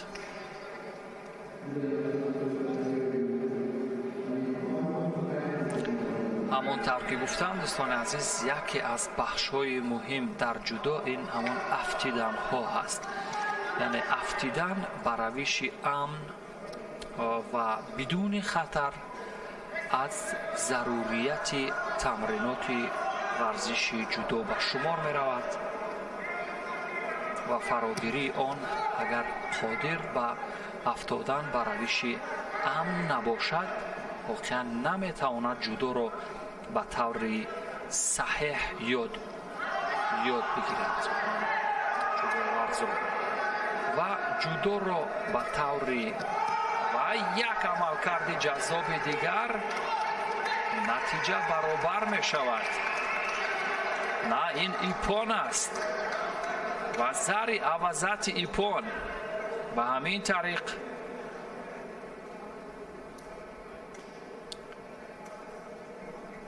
اینجا غالبیت بر سود احمدزاد مسعود احمدزاد شد و خدابخش سلیمانوف شاگرد رؤوف حکومتوف در دور دوم از ادامه رقابت ها حذف شد و مسعود احمدزاد به مرحله چهار یک نهایی راه خواهد گرفت. این جزئیات تکنیکی که برای موفق شدن استفاده کرد بار دیگر مشاهده کردیم.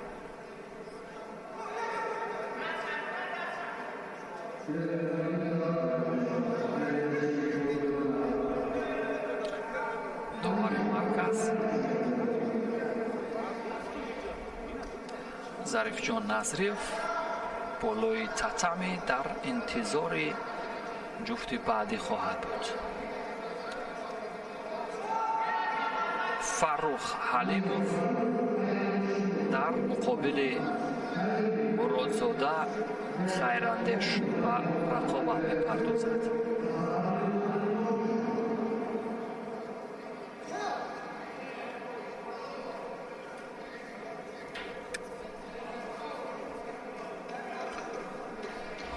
با جداگی کمبود هست این خیراندش مرادزاده ورزشگر از دسته ناحیه رشت با جداگی سفید باشد. فروخ حلیموف این از دسته دوشنبه و این هم دور دوم رقابت ها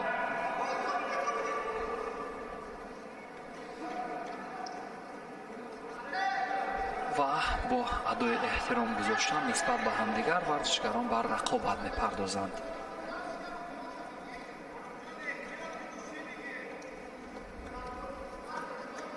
آغاز رقابت جویا شدن کمیکاتای مورد نظری خش و به همین ترتیب به سمت راست این فروخ حلیموف است. بسیار محکم از همون گریبان حریف و به سراغ یک هلوکی سر و پا بود ولی موفق نشد.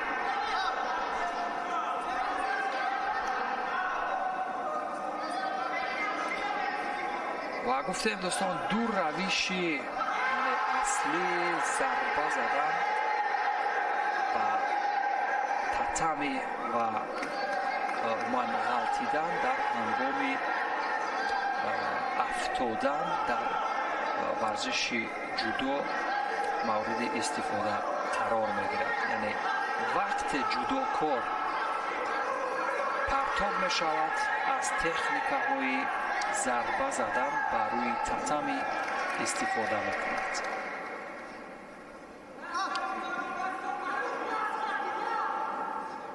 و منظور از ضربه زدن و هم بالای تصم یعنی چی است در هنگام افتادن؟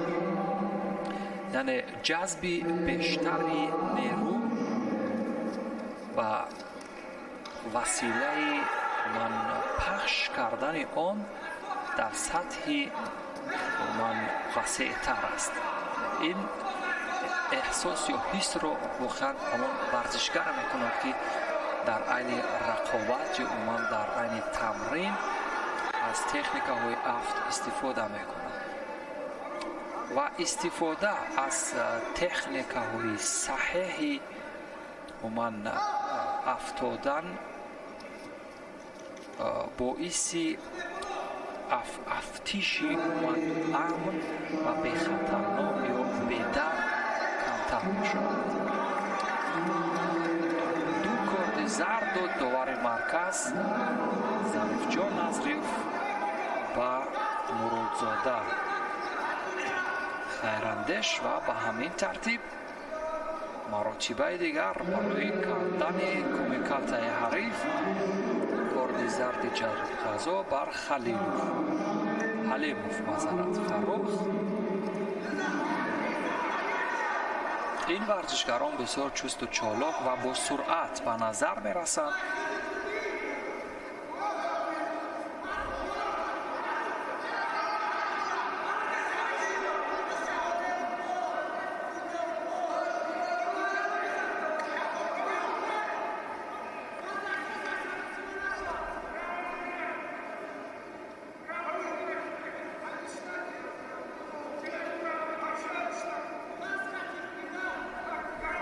فقط در عین اجرا کردن همان فنون پرتابی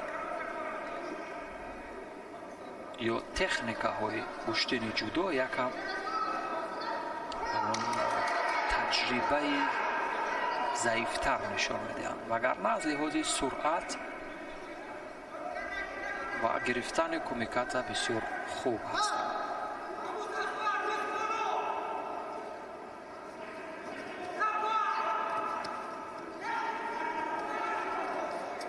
و یک ساتوگاری و زاری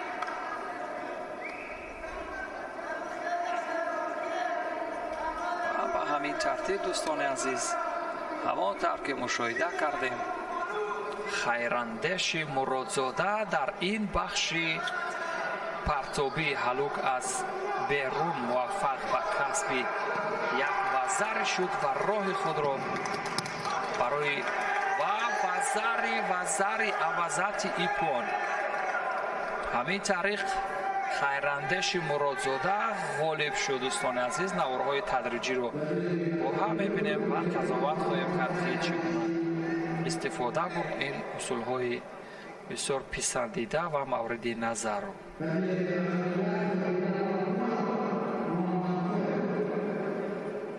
بله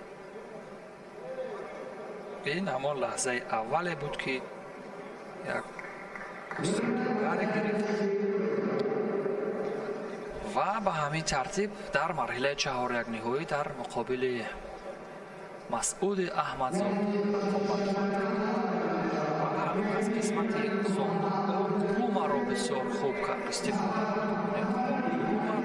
از قسمت زاندو بالاتر تقدیر قوزبوی را بر سود او روشن کرد.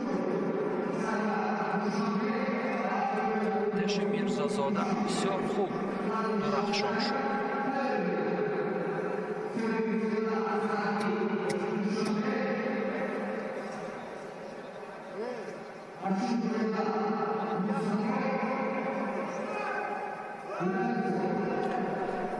و دوستان رقابت دیگری دور دوم باز داور نظریف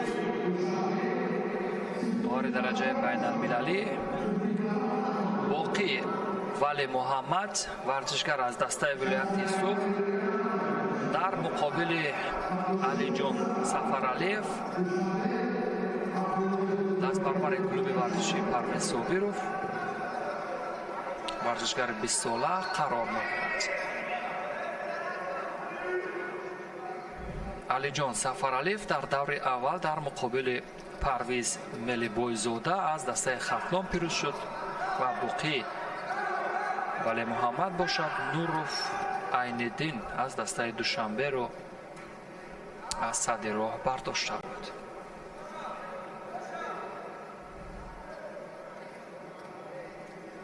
дар бахши неваза хеле таҷриба ва истеъдоди фавқулода лозим аст то тавонад ҳарифро аз як ҳолати бисёр маҳкам часпида ба дигар ҳолат барад. Фаррух Собиров шогирдашро маслиҳату тавсия медиҳад.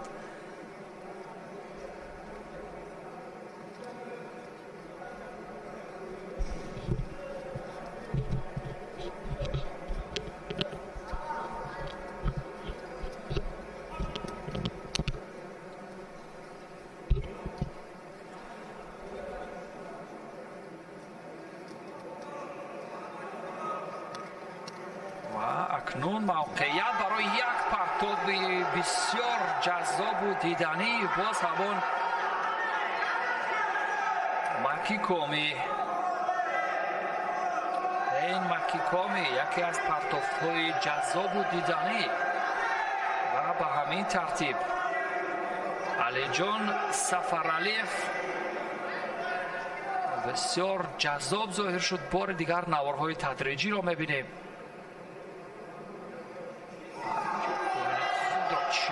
тоб дод ва инҷо мухлисон ишора мекунанд ки биё ипон бошад. аммо довар ва зарри баҳогузорӣ кард, вале ва зарри бардошта мешавад ва ипон. яке аз дигар ипонҳои ҷаззобро мо ҳам мушоҳида кардем дӯстони азиз.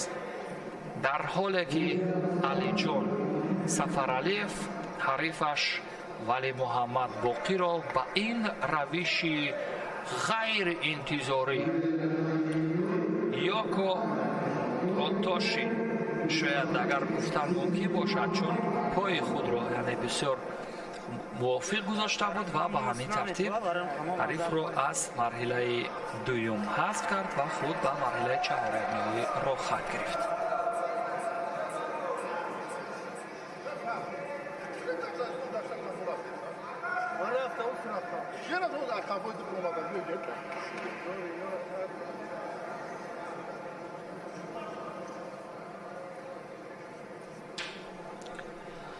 довари марказ иваз мешавад дӯстони азиз.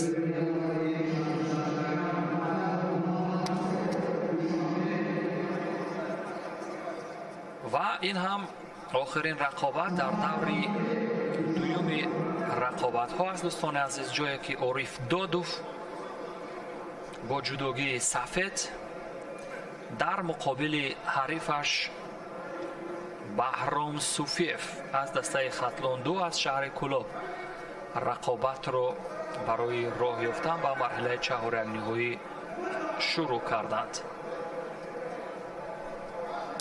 дар даври аввал бо як партоби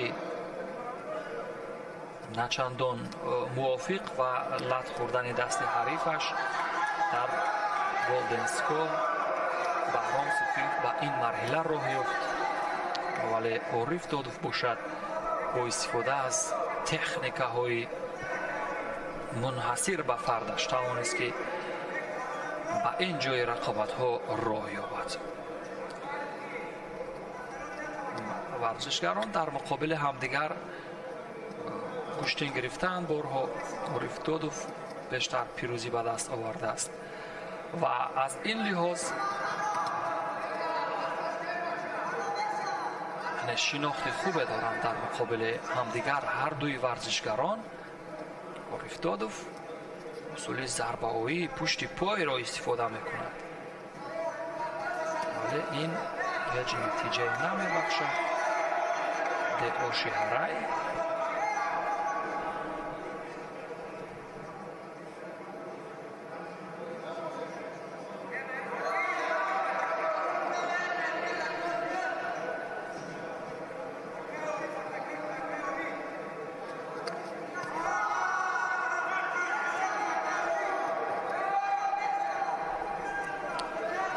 масофаро наздик мекунад баҳром, вале Ориф Додов якам фосила мегирад. Акнун ӯ низ фосиларо наздик мекунад барои як партоб, вале тарзи доштани бо ҳам мушобиҳ боис ба он мегардад ки ин варзишгарон ягон усули зарбаоиро ҳадақал иҷро кунанд. нокаваза усулҳои партобӣ дар бахши саропо иҷро нашуд.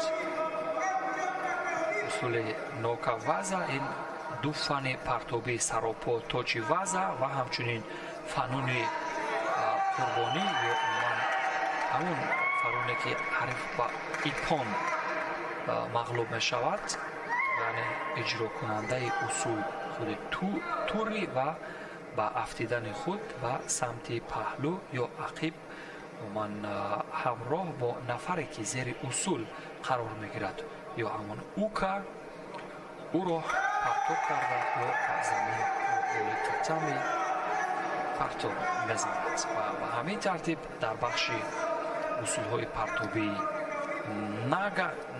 нага ваза ки гуфтем бар ду шоха тақсим мешаванд.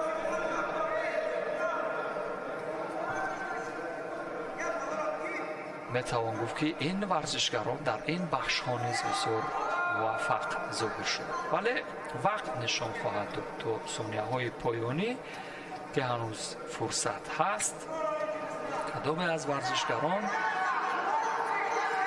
бештар аз омилҳои пирӯзмандона истифода мекунанд. Ориф Додов ду корди зар дорад. довари марказ ишора мекунад ки бояд ҷо ба ҷо гузошта шавад ҷудогӣ ва камарбанд ва дар бисёр ҳолатҳо Ориф Додов бинобар сабаби се корди зарди ҷазо гирифтан аз даври дуюм ҳазф шуд. Ориф Додов яке аз чеҳраҳои шинохта ва худи Ориф Додов ҳам ҳайратзада шуд ки чаро ин иттифоқ афтод. Аммо ба як таърифе паҳлавон ҳамонест ки ғазаби худро идора карда тавонад. вале имрӯз ба назар мерасад ки дар дорои килем якам Ориф Додов ғазабнок буд, вале ба ҳар ҳол довар ба гумони ман одилона ва бидуни тарафгирӣ инҷо доварӣ кард. рақобати баъдӣ дӯстони азиз дар марҳилаи чаҳорякниҳоӣ хоҳад буд миёни Муҳаммад Исо Раҷабов ва ҳарифи ӯ Идибек Зафаров. шабакаи телевизионии варзишро тарк накунед то шоҳиди иттифоқоти варзиши рӯз гардед.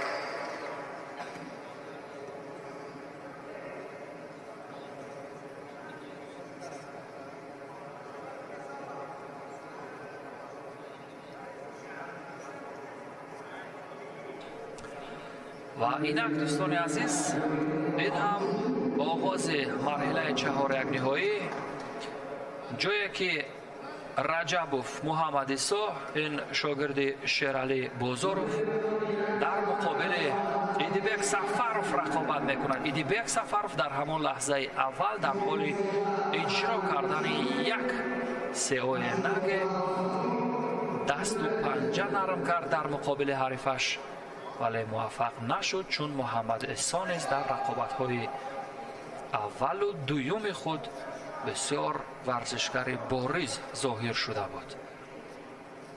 ва имрӯз шуҷоатмандона бубинем дар муқобили ҳарифи шуҷои худ оё рақобат карда метавонад ё на, вақт нишон хоҳад дод.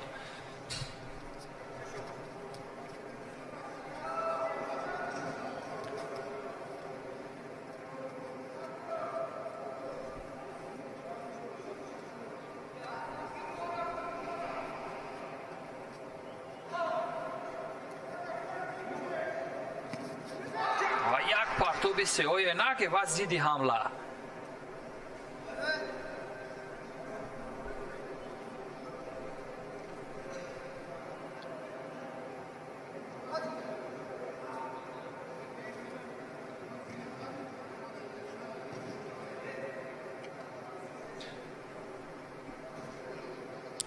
هر دوی ورزشگر از لحاظ داشتن تکنیکا و فنون جذاب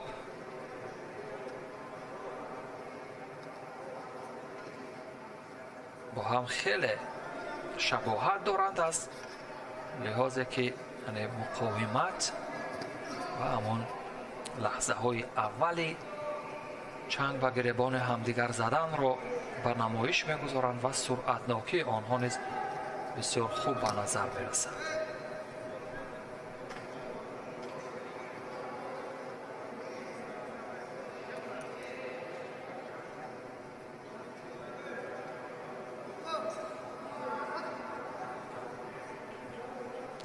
یک کارد زرد جزا در اینجا به محمد اسحاق رجبوف سبب کمیکات اینو درست گرفتن.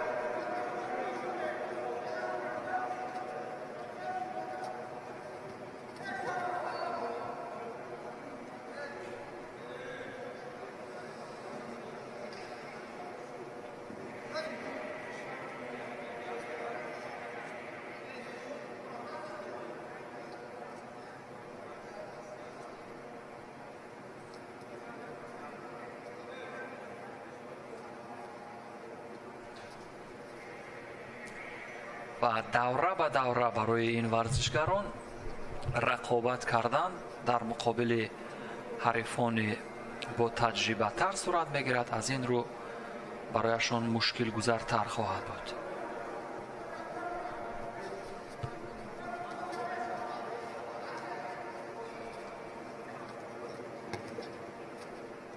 و اصول های مورد نظر آنها نیست در حالی که یعنی قوه بیشتر خود رو صرف کردند، یعنی چندان که به نظر می آید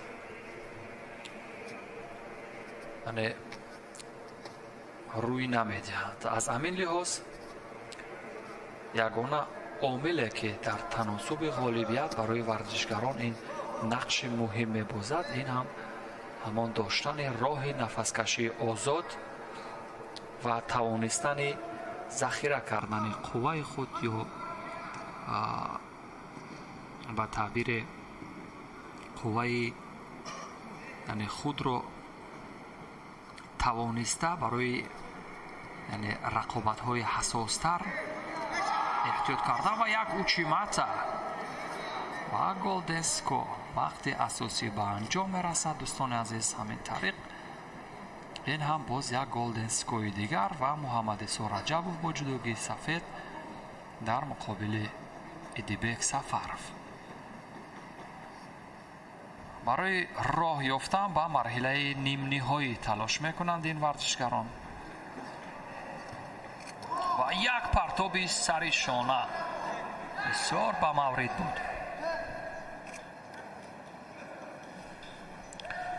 اصول پرتابه سراپا نیز به 3 زیر مجموعه داخل می شود یا ترکیب دارد که همون داخل می شوند به اصول پا، همون اشی وزه، دست وزه و کاش وزه، اصول کمری.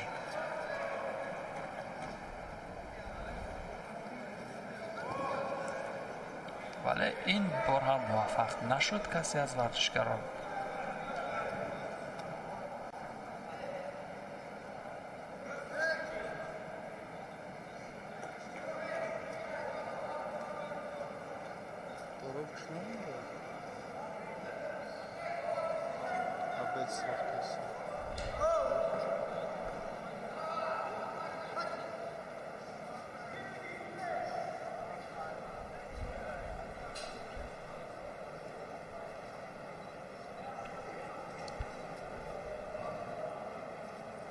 چون مرحله ها رفته مشکل گذارتر می شوند. از این رو ورزشگران نیز اون اصول های مورد نظر را خوب استفاده نمی کند. اینجا از ماکیکومی خواست استفاده کند سوتو ماکیکومی.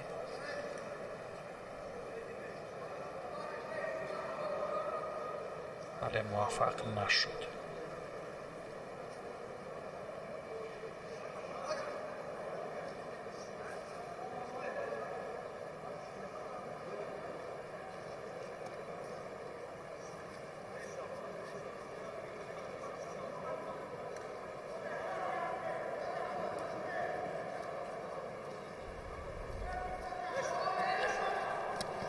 با داشتن یک وزرگی هر دو ورزشگر، یک شید و مزارت هر دو ورزشگر، یعنی یک نتیجه برابر رو دارن از نگاهی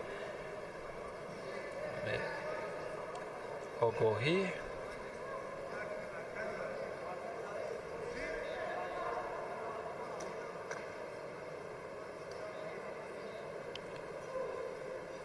و گمان میکنم از لحاظ مدیریت این چمپیونات که در سال 2020 برگزار می‌گردد یکی از مسابقاتی که واقعا از لحاظ مدیریت، سطح و صفت برگزاری، رعایت کردن آن نظامنامه و آداب و اخلاق جدا در عین برگزاری مسابقات و تصویربرداری و دیگر شکل‌های برگزاری این مسابقات به کلی فرق دارد، چون که در حقیقت در دو تتمی در یک وقت و زمان از دو شبکه تلویزیونی پخش مستقیم کردن این چمپیونات یعنی مراتبه اول است در جمهوری تاجیکستان. و این هم به خاطره که واقعا هواداران و علاقمندان این رشته ورزش و یک اساتوگری اما هنوز خاموش هستند. هیئت داوران اساتوگری به سمت چپ دوستان عزیز، چی اتفاق میتوانست باشد؟ اما نه، داور میگوید که هیچ اتفاقی نیست در گلدن سکو، ولی میتوان گفت که عملکردی خوبه بود.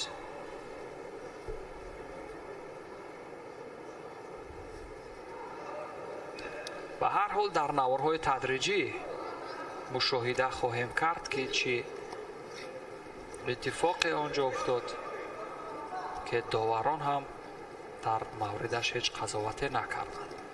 در جبهه دیگر به هر حال ورزشگری شجاع و دلیر آن قدرت و توان خود را نشان خواهد داد. اینجا اگر کسی از ورزشگران تواند که آن اصولهای جذاب و دیدنی را مورد استفاده قرار بدهد، کسی از داوران هم یعنی توان طرفگیری کردن را نخواهد داشت، چون که طریق شبکه های تلویزیونی اینجا شاید میلیون ها نفر نزد تلویزیون های خود این تصویرها را تماشا کرده، یعنی در مورد هنر این ورزشگران نیز قضاوت میکرده باشد.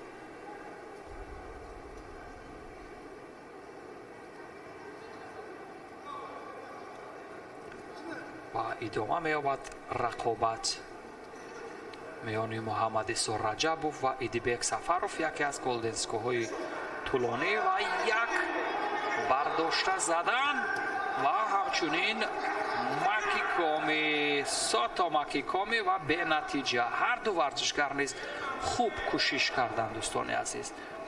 او را نگه ابتدا و بعدا سوتو ماکیکومی کسی از ورزشگران را به صفتی غالب در این دوره حساس مشرف نکرد. و هر حال وقت داور است دوستان عزیز، خواهیم دید چون ورزشگران خسته میشوند دیگر در حالی که موقعیت است برای پرتاب کردن در بسیار حالتها مسافه خود و حریف را نزدیک میکنند. و هجوم‌های دروغی به نوبت و یک اوچیماتا ولی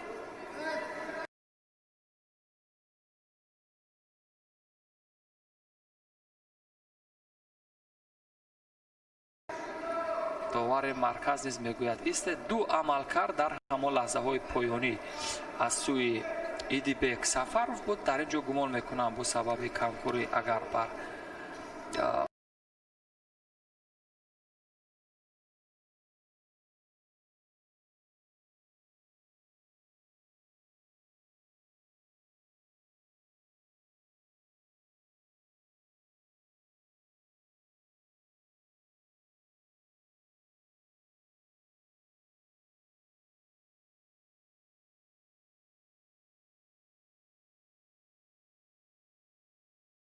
محمد ایسو رجبوف یک شیدو هم داور مرکز پیشنهاد میکرد، شاید عین مدعا بود ولی داور است، اون حق داوری رو دارد. نه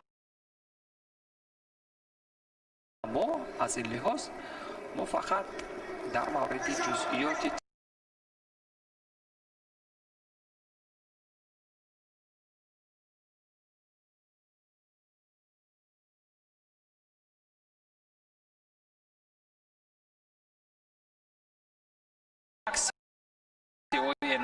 دو مراتبه در این لحظه های پایانی محمد ایسا توانست که اصول اجرا کند و در این لحظه در حال یعنی دفاع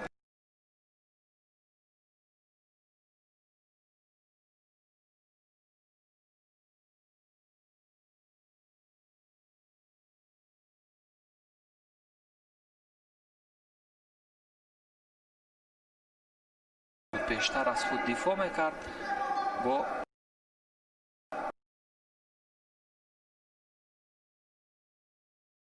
همون روش کوشینهو یا طریق دفاع از خود. به هر حال داور نیز در مورد سومین شیدو قضاوت نکرده است.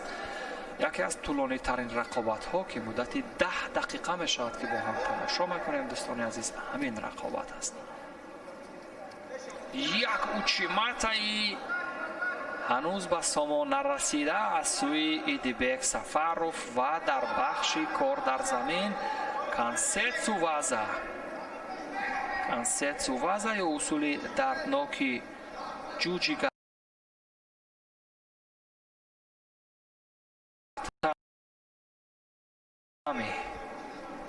جوجیگاتامی نیز تو آخر نرسید و به همین ترتیب ببینیم داوران چی قضاوت میکنند. رقابت ادامه می‌یابد.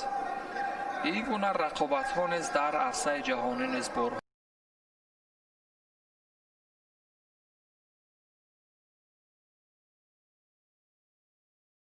مشاهده میکنیم چون قوه‌ها با هم بسیار برابر هستند، یعنی داوران نیز هیچ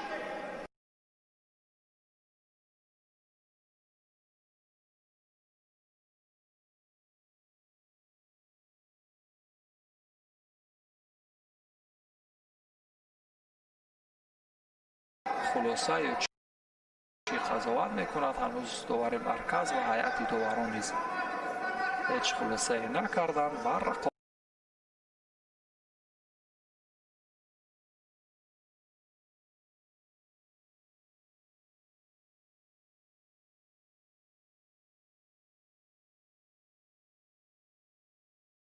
ادامه می‌یابد. در گلدنسکووا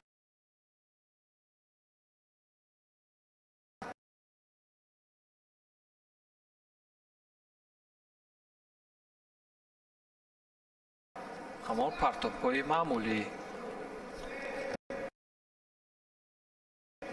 مراتب دیگر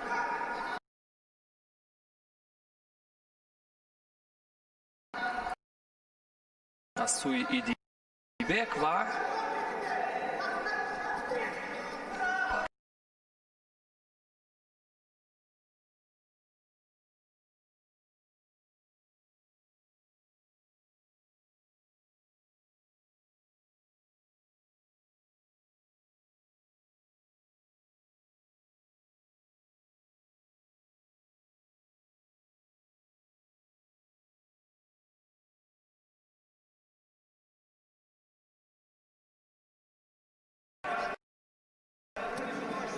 12 دقیقه رقابت کردن حتی زیادتر.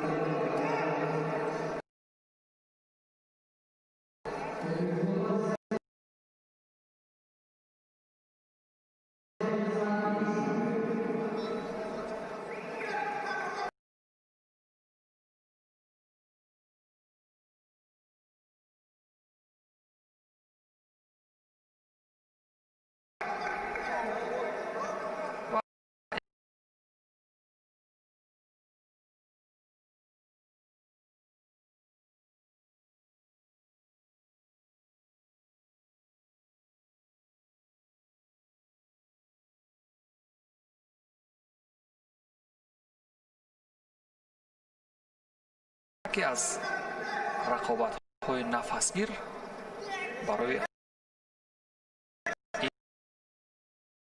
این ورزش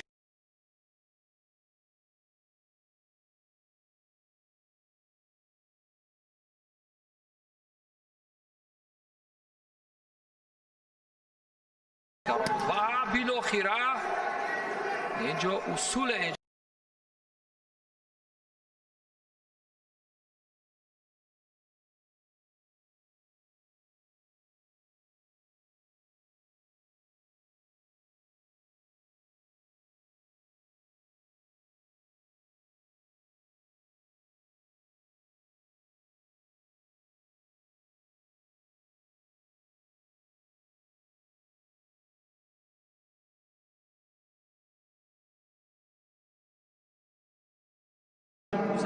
پشت سر کرد و به مرحله نیم نهایی راه خواهد گرفت.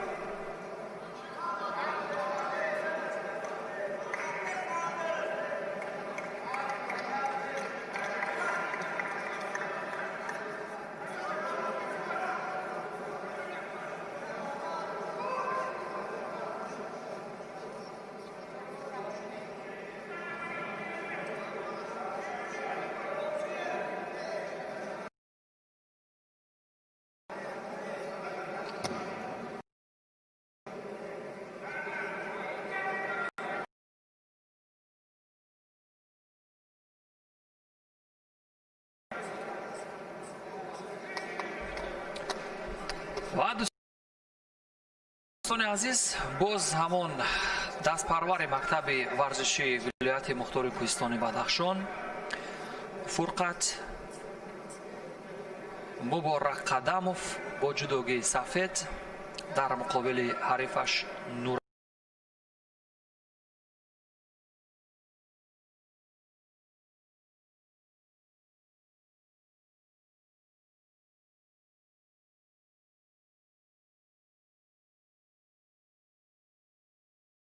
علی جمشید نورالی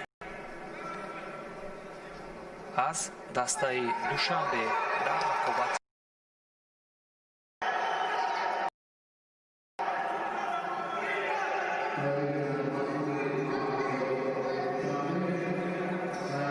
و یادآور باشید دوستان عزیز که در این چمپیونات همچنین داور درجه المپی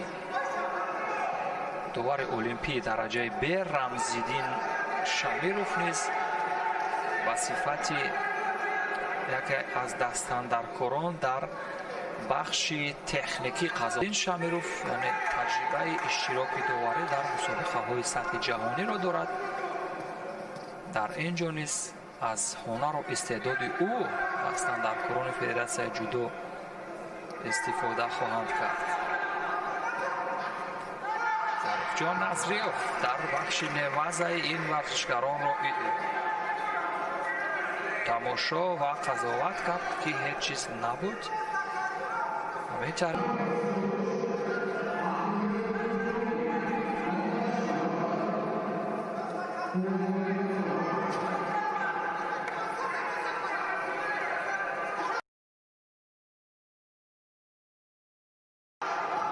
فند خوبی تو هیچ سود نبخشید برای جمشید نورالی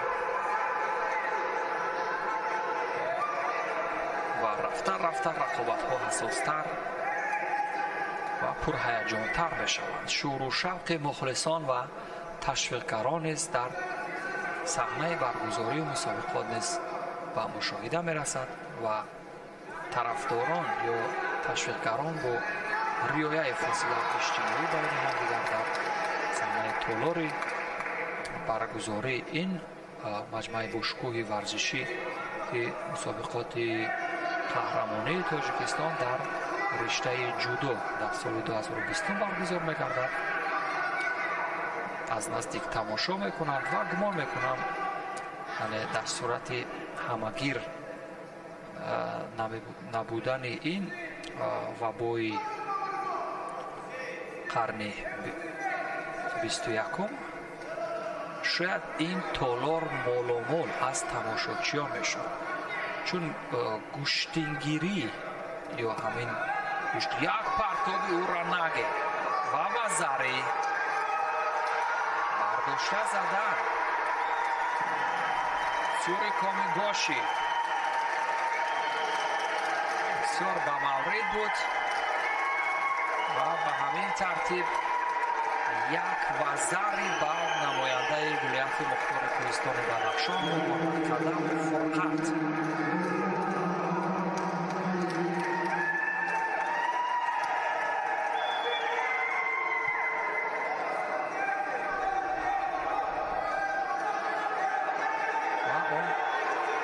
дастчаспҳое ки дар сари ангушти ин варзишгарон баста мешавад баъзан аз дасти онҳо меафтад ва имрӯз варзишгари бисёр дар форми идеалии худ ба назар мерасад, аммо асикоми довари марказ ишора кард, вале то охир мерасад.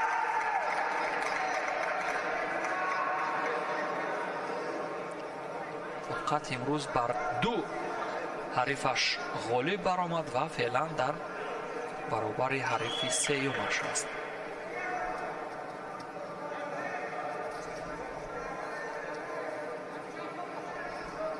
сонияҳои поёнӣ ва як амалкарди дигар барои анҷом ёфтани ин қуввозмоӣ қабл аз вақти асосӣ.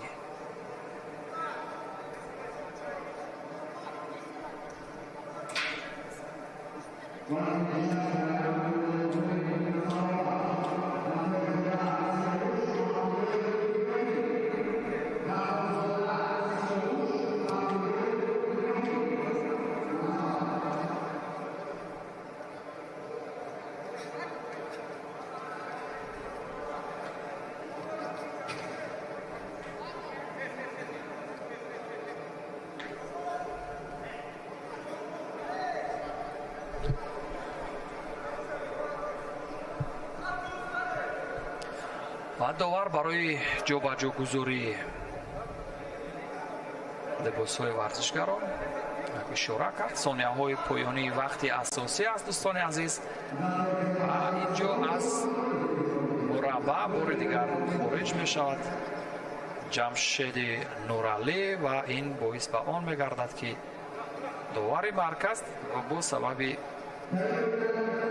як ҳуҷуми дурунӣ зарди ҷазо дод то моинаги бенатиҷа ҳаракоти дуруни ҳам метавонанд боиси гирифтани корди зарди ҷазо шаванд. сонияҳои поёнии вақти асосӣ аст, дӯстони азиз. ба ҳамин тариқ фурқат муборак қадамов боз як қадами мубораки худро дар марҳилаи чаҳор як ниҳоӣ гузошт ва ӯ ба марҳилаи нимниҳоӣ роҳ хат гирифт.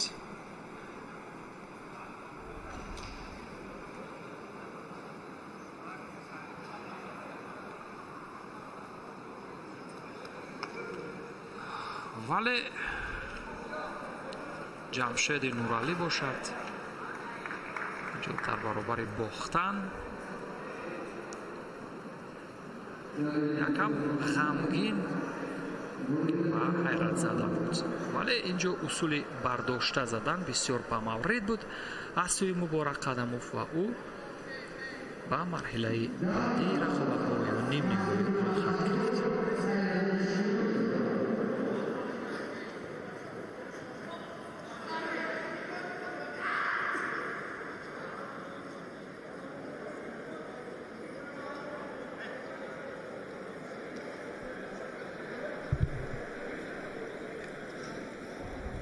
و دوستان عزیز دور چهارگانه‌های مسعودی احمدزاد ورزشگر 17 ساله شاگرد رزق‌الدین رجبوف در مرحله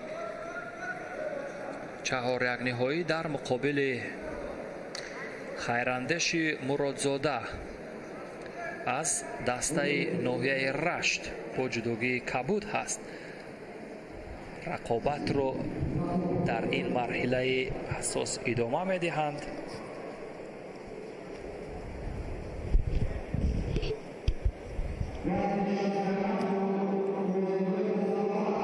و موفق نشدن در بخش گرفتن همان کمیکات مورد نظرشون.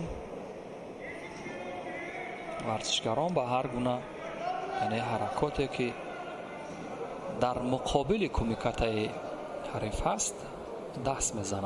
از اون جمله فشارهای سریع و با سرعت برای آنکه حریفش موفق نشود تا در مقابل اصول را اجرا کند.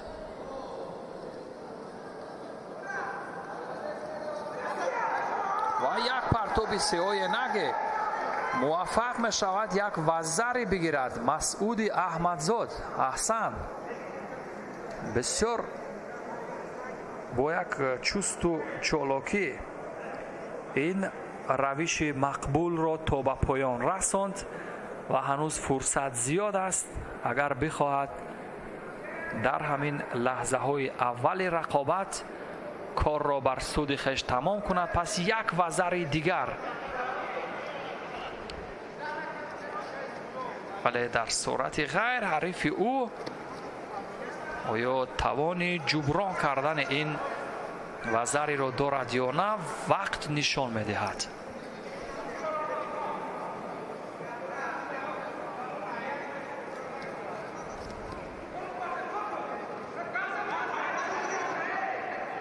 مسعود احمدزاد این ورزشگری که گفتیم قدم‌های نخستین خود را در سن 18 می‌گذارد و این سال اول است که در میان بزرگسالان رقابت میکند، چون قبلا در میان نورسان بود. با سبب کمکاری داور مرکز به هر دو ورزشگر کارت زرد جزای دوم یا شیدو تعیین میکند و ببینید چه ضد حمله خوبی داشت مسعود احمدزاد.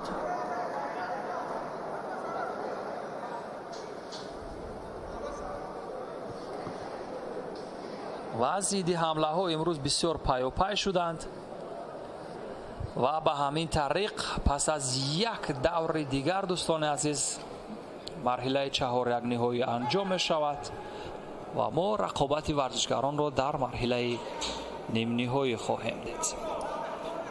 در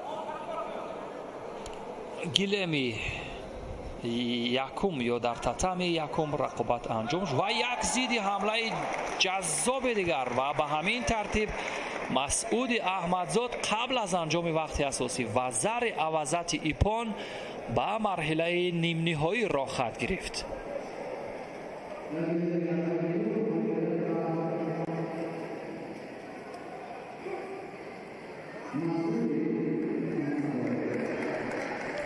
واقعا هنر و استعدادش امروز شایسته بود. بار دیگر میبینیم اینجا آن پرتاب بالای شانه سیاه نگیره به این روش اجرا کرد و در نهایت این یک ضد حمله و همان روش مکی کامی بود که حریف را چگونه به تخت پوش با اصول خودش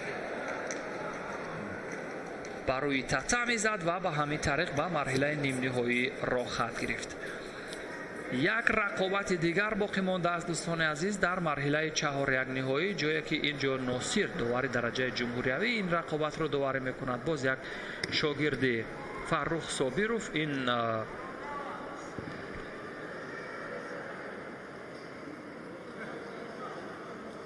به رقابت میپردازند دوستان عزیز. سفر علیف علی جان این ورزشگر 20 ساله است در مقابل بهرام صوفیف بهرام صوفیف دستپروری کلوب ورزشی یا مکتب ورزشی شهر کولوب یک لحظه تنفس خواهد شد بعد از این رقابت، چون که برای آزمایش‌های تسلح بخش و مرحله نیم نهایی نیز ورزشکاران یک نفس راست میکنند و آزمایش را ادامه خواهند داد.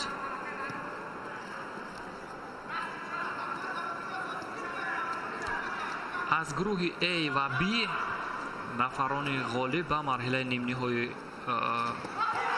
را خط گرفتند و فعلا از گروه C و D غالب این جفت به مرحله نیم نهایی را خط میگیرد، جایی که مسعود احمدزاد انتظار خواهد بود. و اینجا موفقیت بهرام صوفیف در بخش تاچ وضع بود و همچنین در نوزع نیز کنترل حریف را ادامه میدهد، ولی موفق نشد. در بخش کار در زمین موفق نشد، ولی در عین اجرا کردن سراپا و بعداً تا به آخر رسانیدن همون اصول خودش بسیار موفق بود.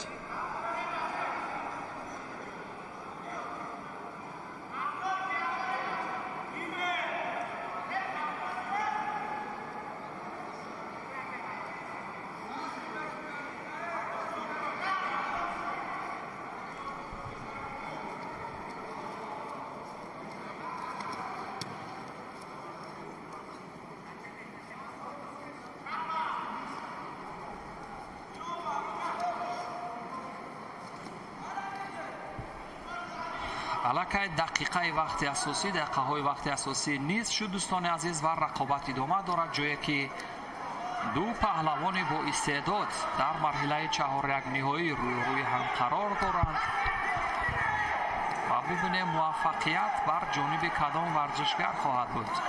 تا این جای کار بهرام صوفیف پیش صف است از لحاظ آنکه یک وزری دارد و قریب که بعد از هر یک فرصتی با هم در آمیختن ورزشکاران داور مرکز اشاره به جاگذاری جداگی و کمربند میکند.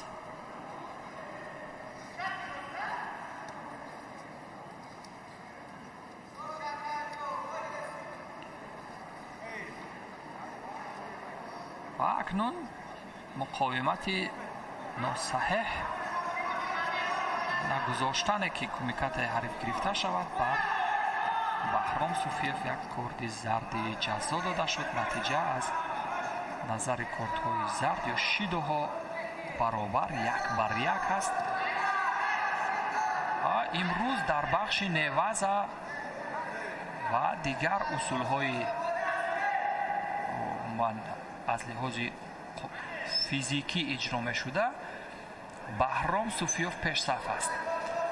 بهرام صوفیف در این رقابت ها یا در این مسابقات امسال اگرچه یعنی فنون جذاب و دیدنی منظور نکرد، ولی از لحاظ فیزیکی بسیار برتر بود و زیدی حمله بسیار خوب و زر عوضت ایپون با همان روش معمولی از اوسوتو گاری میخواست استفاده کند حریفش، ولی از گروما زیدی حمله کرد و همین طریق بهرام صوفیف به مرحله نیم نهایی را خط گرفت.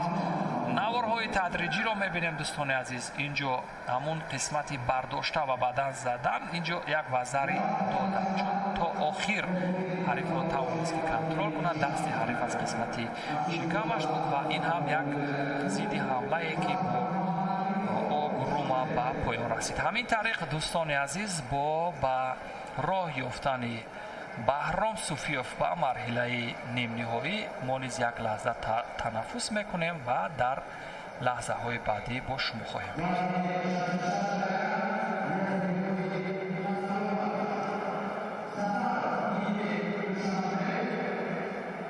Yeah.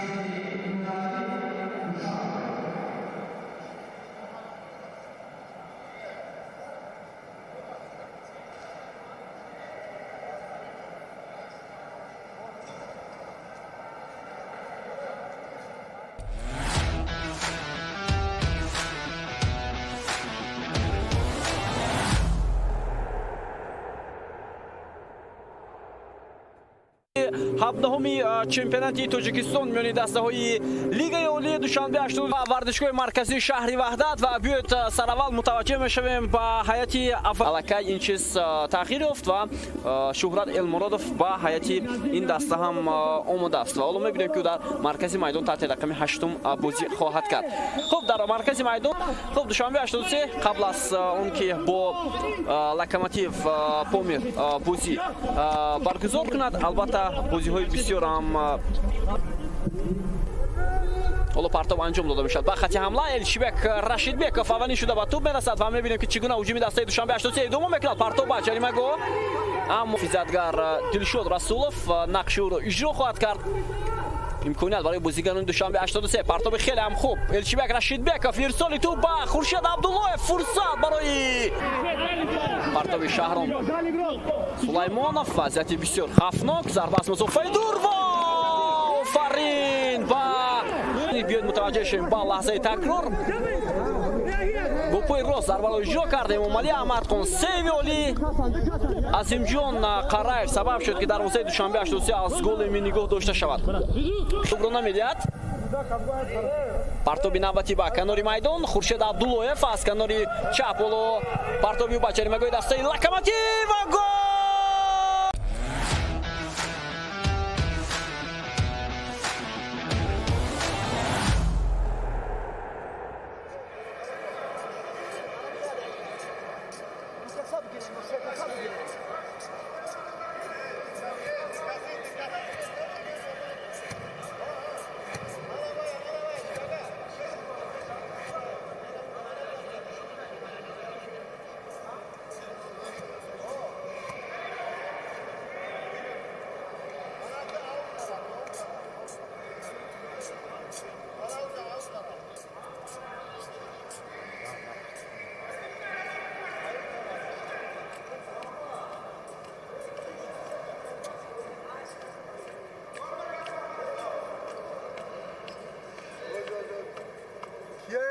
Şaş.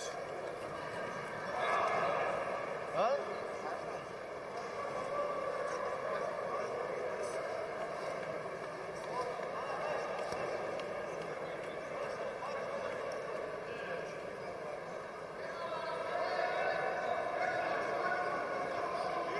Oxid Glenda kor kadesi.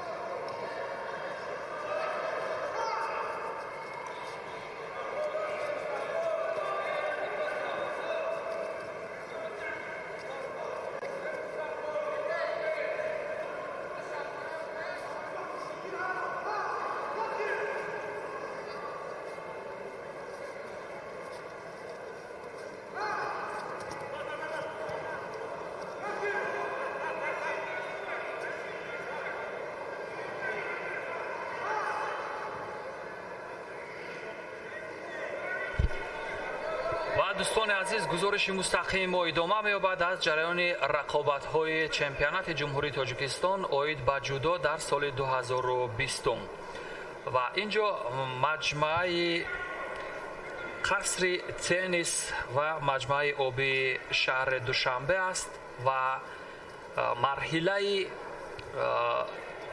ریپچج یا به اصطلاح همون قوازمایی‌های تسلابش برای دو ورزشکاری که در گروه A و B در مرحله چهاریگانی‌های بازنده شدند به آنها شانس دوم یا امکان دوم داده می شود تا برای به دست آوردن نشان برنجی تلاش کنند. ایدیبک سفرов با جودوگی سفید است در مقابل جمشید نوری با جودوگی کبود. ایدیبک سفرов در مرحله چهاریگانی‌های از محمد عیسی رجبов قریب 15 دقیقه آنها با هم رقابت کردند. گولدنسکوی که یکی از طولانی ترین ها بود حدود 10 دقیقه ادامه کرد و در گولدنسکو بنابر سبب سه شیدو گرفتن ایدیبک سفرов از دور رقابت های یعنی صعود به مرحله نیم نهایی متوقف شد و به همین ترتیب حریف او محمد اسرار عجبوف که نسبتا فعالتر بود. او به مرحله بعدی را خط گرفت. وزری ببینید چی وزری جذابه بود از سوی جمشید.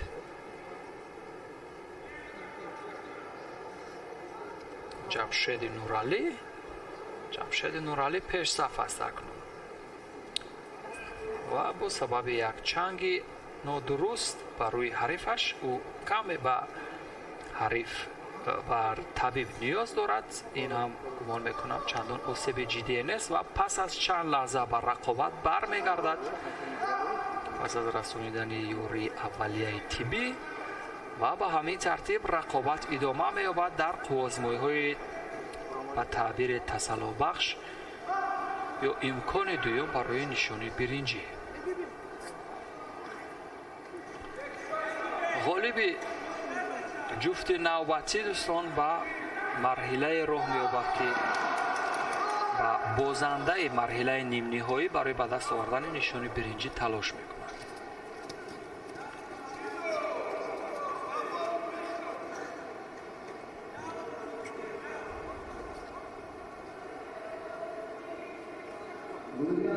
کارت زرد جزا با سبب از مربع خارج شدن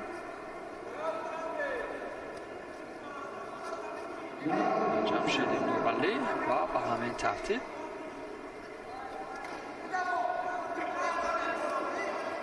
ضد حمله توجه و برداشته زدن، ولی اینجا موقعیت و زر عوضت ایپون توانست از همان روش معمولی ضد حمله خوب استفاده کند و آن ورزشگر واقعا احساسی را در این مرحله نیز مغلوب کند. اینجا باز همان سوتو ماکیکومی رقم خورد دوستان عزیز و ببینید ابتدا با این همان لحظه پایانی بود.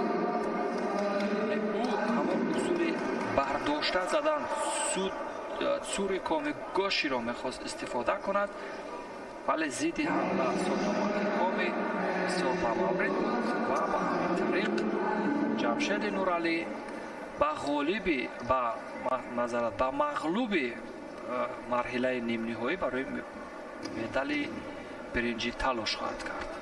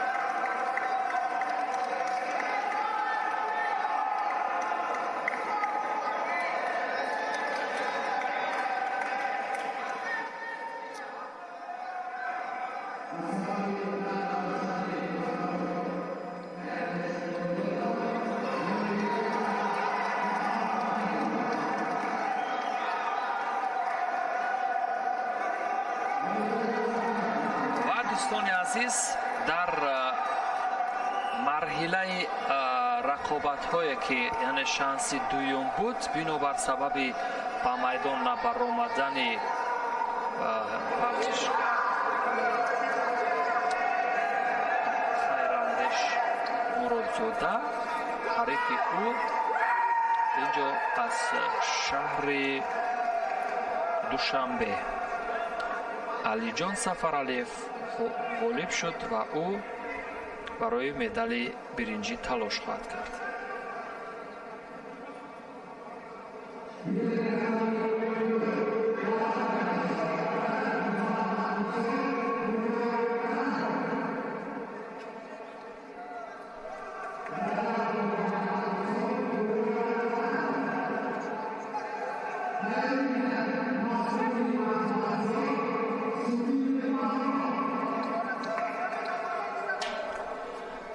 و دوستان عزیز اینک مرحله نیم نهایی این همان پهلوان ولایت مختار کوهستان بدخشان است.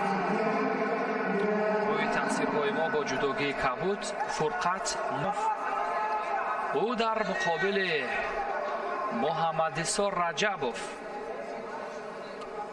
دست پروری یا تربیه گرفته مکتب ورزشی شیرعلی بزرگ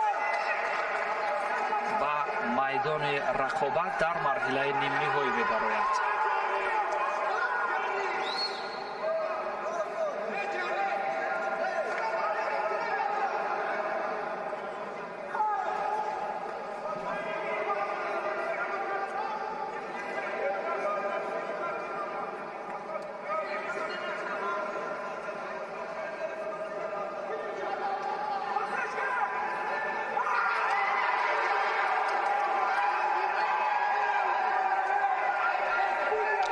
امروز همان طرح که یادآور شدیم دوستان عزیز، چون در دو تتم رقابت ها صورت میگیرند، چهره ها یا پدیده های جدای کشور در وزن 60 کیلوگرم در تتم یکم نیز درخشندگی دارند که شور و شوق مخلصان نیز به خاطر هنر و استعداد آنها است. و در همان لحظه اول از یک اسطوگری این محمد اسا رجبوف بود که استفاده کرد ولی موفق نشد. ظریف جان نظریف داور درجه بین المللی این قوازمایی را داوری میکند و ببینیم این ورزشگری رو به طلوع بدخشانه در مرحله یعنی یک قدم مانده تا فینال چی کاری رو به سامال میرساند و همچنین به چی قادر خواهد بود دست پرور شیرعلی بزرگ محمد اسا رجبوف. و یک تمای نگه امروز روش های گوناگون از سوی پهلوان بدخشانه از ولایت مختار کوهستان بدخشان مبارک قدموف فرقت استفاده شد. ولی ببینیم اکنون در مرحله های حساستر یا روش دیگر رو استفاده میکند یا نه. به هر حال وقت نشان خواهد داد. یک اصول ضربه‌های پشت پای حریف ولی موفق نشد، از نواز حریف هم گذشت. از همون هیزگور رو ما اصول ضربه‌های و کسات و گری بیشتر اصول ضربه‌های و پای چپ. ولی امروز اکنون دو حریف ارزنده هستند در مرحله نیمه‌نهایی. یک پرتاب بالای شانه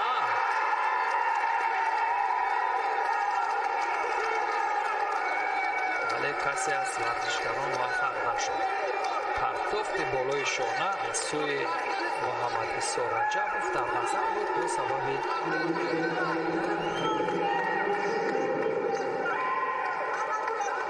هجوم دروغین یا همان فلشتک و ورزشگر از ولایت بدخشان فرقت مبارک قدم شیدا. نتیجه برابر است. مبارک قدم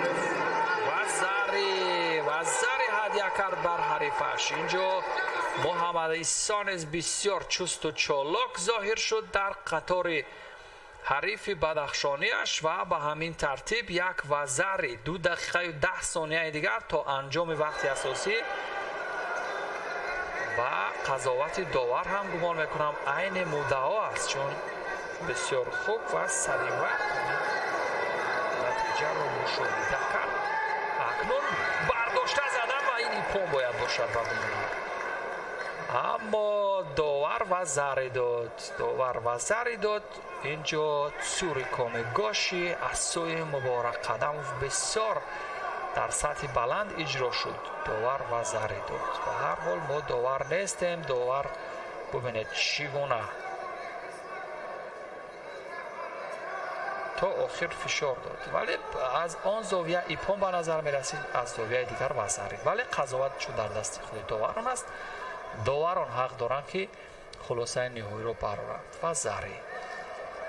ولی ورزشگر پرقدرت در اینجا یک زیدی حمله دیگر ولی وزری عوضت ایپون بله محمد ایسا رجبوف اثبات کرد اینجا هیچ جای شک و شبهه نیست، هیچ جای طرفگیری هم نیست و واقعا عادلانه داوری صورت گرفت. ولی بار دیگر ببینید که اینجا چون از 4 زاویه گوناگون از تصویربردارهای گوناگون این قوزمایی روی تصویر آمده است و داوران قضاوت میکنند. ببینید من گمان میکنم اینجا هر دو ورزشگر یک زیل افتید از این رو، یعنی ببینید هر دو یک زیل افتید، شاید اینجا نظری برداشته شود. بله قوزمایی ادامه میکند چون که هر دو ورزشگر در یک وقت و ساعت همون قسمت بدنشان با بالای تتمی افتید. اگر یکی از آنها با قسمت شکم میزد پس آنی که با قسمت پهلو افتیده بود یعنی با ورزشگر با شکم افتیده غالبیت رو میدادند، چون این قوزمایی یعنی بسیار برابر بود. تکنیکای اجرای همون پرتاب از هر دو جانب یک زیل بود. بخش نوزه با همون اصول شیب وزه و رقابت ادامه می‌یابد.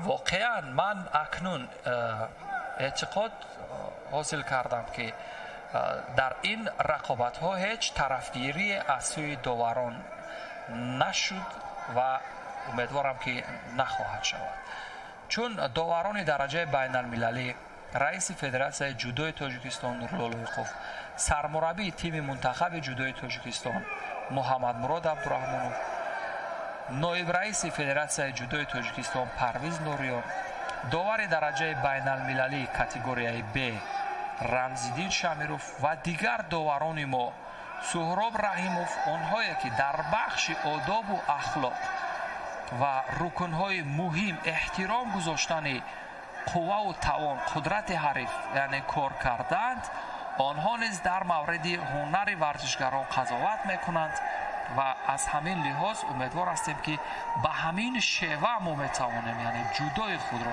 شایسته های خود را یعنی در جای خود بگذاریم و آنها به صحنه های رقابت جهانی راه پیدا کنند تا توانند تاجیکستان صاحب استقلال را با قدرت و توان و نیروی رستمانه معرفی کنند.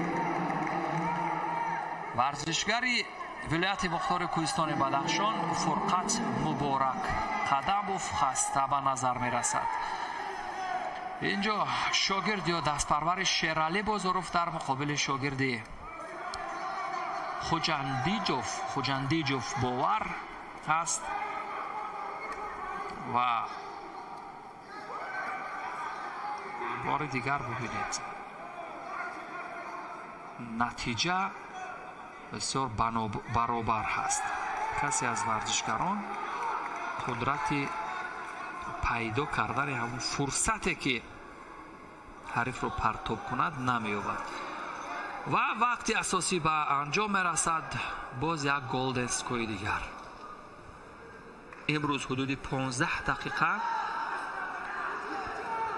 در مرحله 4 نهایی دو پهلوان وزن 66 کیلوگرم با هم در افتیدند و در نتیجه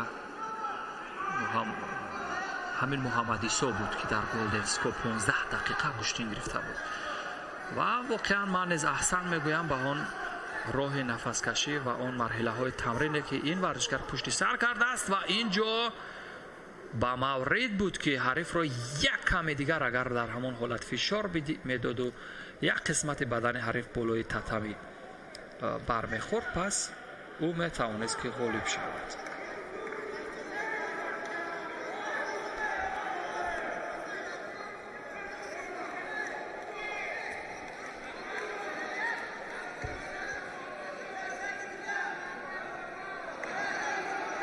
و در صورت به همین شیوه ادامه یافتن رقابت احتمال باز یک گلدن اسکوی از لحاظ زمانی طولانی را با هم ببینیم، ولی این ببینید سه آینه در اوج اعلا اجرا شد و این شروع شوق نیز به خاطر هنر و استعداد محمد ایسا رجبوف رقم خورد. احسن، واقعا اینجا شایسته تحسین و آفرین است.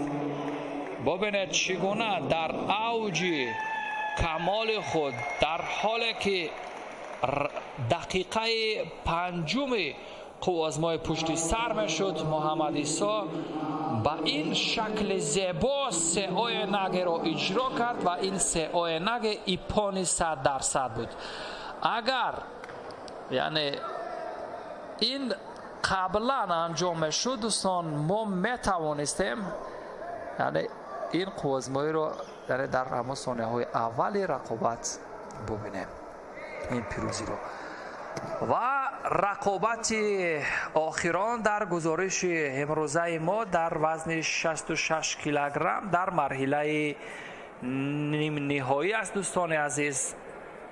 قوازمایی های یعنی نهایی همین شام برگزار خواهد شد و یادآور میشم دوستان عزیز مسعود احمدزاد این ورزشگری 18 ساله شاگرد رزق‌الدین رجبوف در مقابل بهرام صوفیف تربیت گرفته مکتب جودوی شهر کلوب ببینیم در مقابل همدیگر آن قسمت یا چنگ اول خود را بر پشت حریف بسیار محکم کوبید بهرام.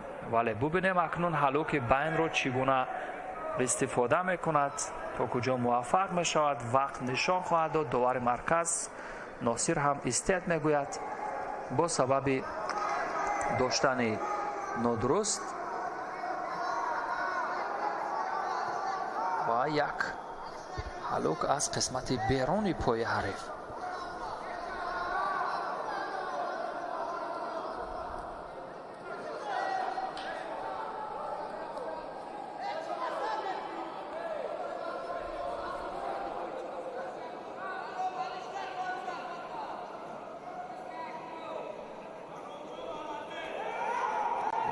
همین طریق باز از لحاظ آنه که گفتیم از قدرت فیزیکی بهرام صوفیف نسبتاً زیادتر است در برابر حریفان او از این جهت برتری دارد، اما از لحاظ تکنیکی و تاکتیکی حریف او بسیار حریف یعنی هوشیار و زیرک به نظر می رسد. از لحاظ سن و سال هم بهرام صوفیف نسبتاً کلانتر است، محکم و اینجا اکنون باز همون یعنی دفاع دروغین شاید یک کردی زرد. بله یک حرکات دروغین دیگر باعث به آن میگردد که باز یک کردی زرد جزای دیگر بر مسعود احمدزاد بدهند. به همین ترتیب برتری بر جانب بهرام صوفیف است. شیدوی اول با بهرام صوفیف و قوازمای ادامه می‌یابد. واقعا امروز و موقعیت برای پرتاب کردن بار دیگر گریز از یعنی اصول حریف به نظر می‌رسید از سوی مسعود احمدزاد. و دویمین شیدو با بهرام صوفیف. همین طریق از نظر آگاهی یا کارت‌های زرد نتیجه برابر است.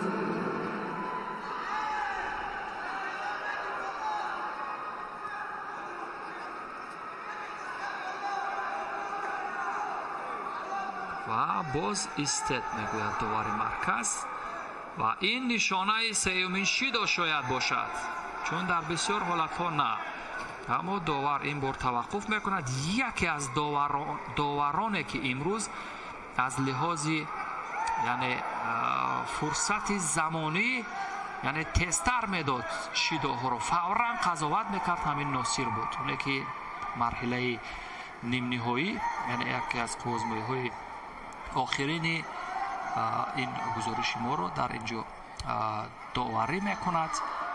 اکنون برای پرتاب کردن یک برداشت بود و یک هلوک دیگر از بین.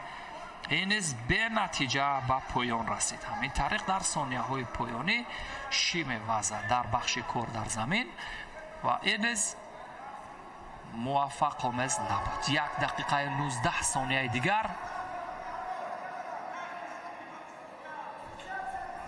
و رقابت ادامه می‌یابد دوستان عزیز، جایی که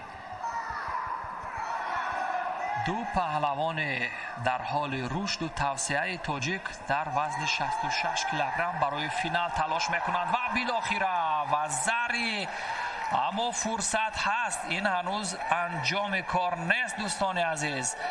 این مسعود احمدزاد بود که در مرحله نیم نهایی با یک اصول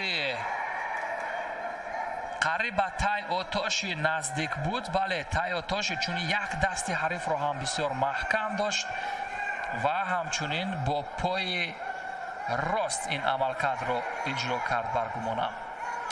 ولی 57 ثانیه دیگر بار دیگر تماشا میکنیم. نه، اینجا از کوچیگر استفاده کرد، اما اینجا این نوارهای تدریجی به آن خاطر است که این شاید وزری نباشد، ولی داور مرکز وزری گفت. اینجا هیئت داوران مداخله میکنند، داوران دیگر مداخله میکنند، داوری که در کنار هست و با خود رمزیدین شمیروف و ظریف جان نظریف که در هیئت داوران اینجا قضاوت میکنند، آنها میگویند که شاید این وزری نباشد. یعنی شریف جان نظریف ادعا دارد که این وزری نیست، چون ورزشگر با قسمتی یعنی قویموچ و بالای تتمی افتیده است، ولی بالاخره وزری را میبردارند با مداخله ظریف جان نظریف و همین طریق بهرام صوفیف، این دست پرور مکتب ورزشی شهر کلوب،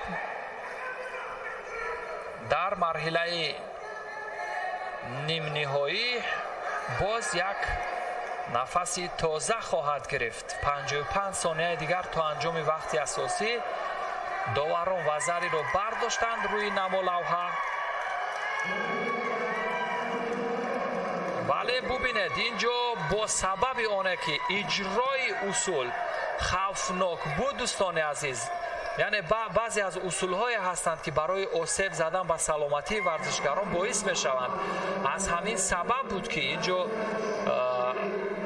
ظریف جان نظریف و رمزیدین شمیروف، دو داور درجه بین‌المللی، سر همین پرتاب قضاوت کردند و بالاخره پیروزی را به بهرام صوفیوف از شهر کلوب دادند و بهرام صوفیوف به مرحله فینالی رقابت‌ها راه خط گرفت و اعظم جان سفرعلیف باشد، نه مسعود احمدزاد باشد، برای نشان برنجی تلاش میکند. با شما کریم خان بگمتov بودم. تا اینجای گزارش، روز و روزگار بر همه شما خوش.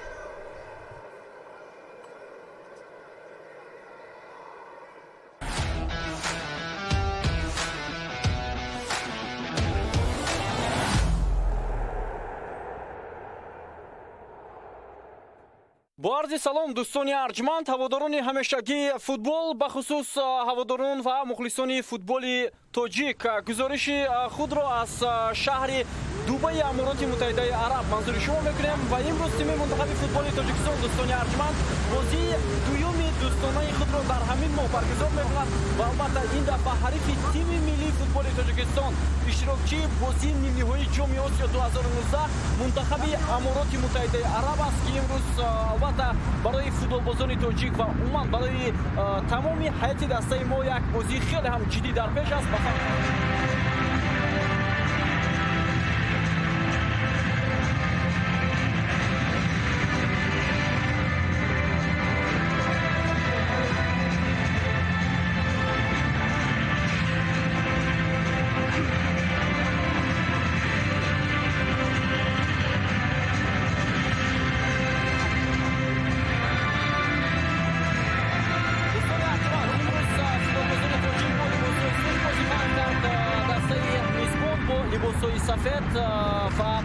албатта ҳайти дубаронро ҳам мебинем ки баъдан дар ин маврид мо гуфта мегузарем ва ҳоло қабл аз оғози бозӣ суруди миллии ҳар дуи кишвар садо дода мешавад ва баъдан мо гузоришро идома хоҳем дод. Сараввал фикр мекунам суруди миллии ҷумҳурии Тоҷикистон садо мегӯяд.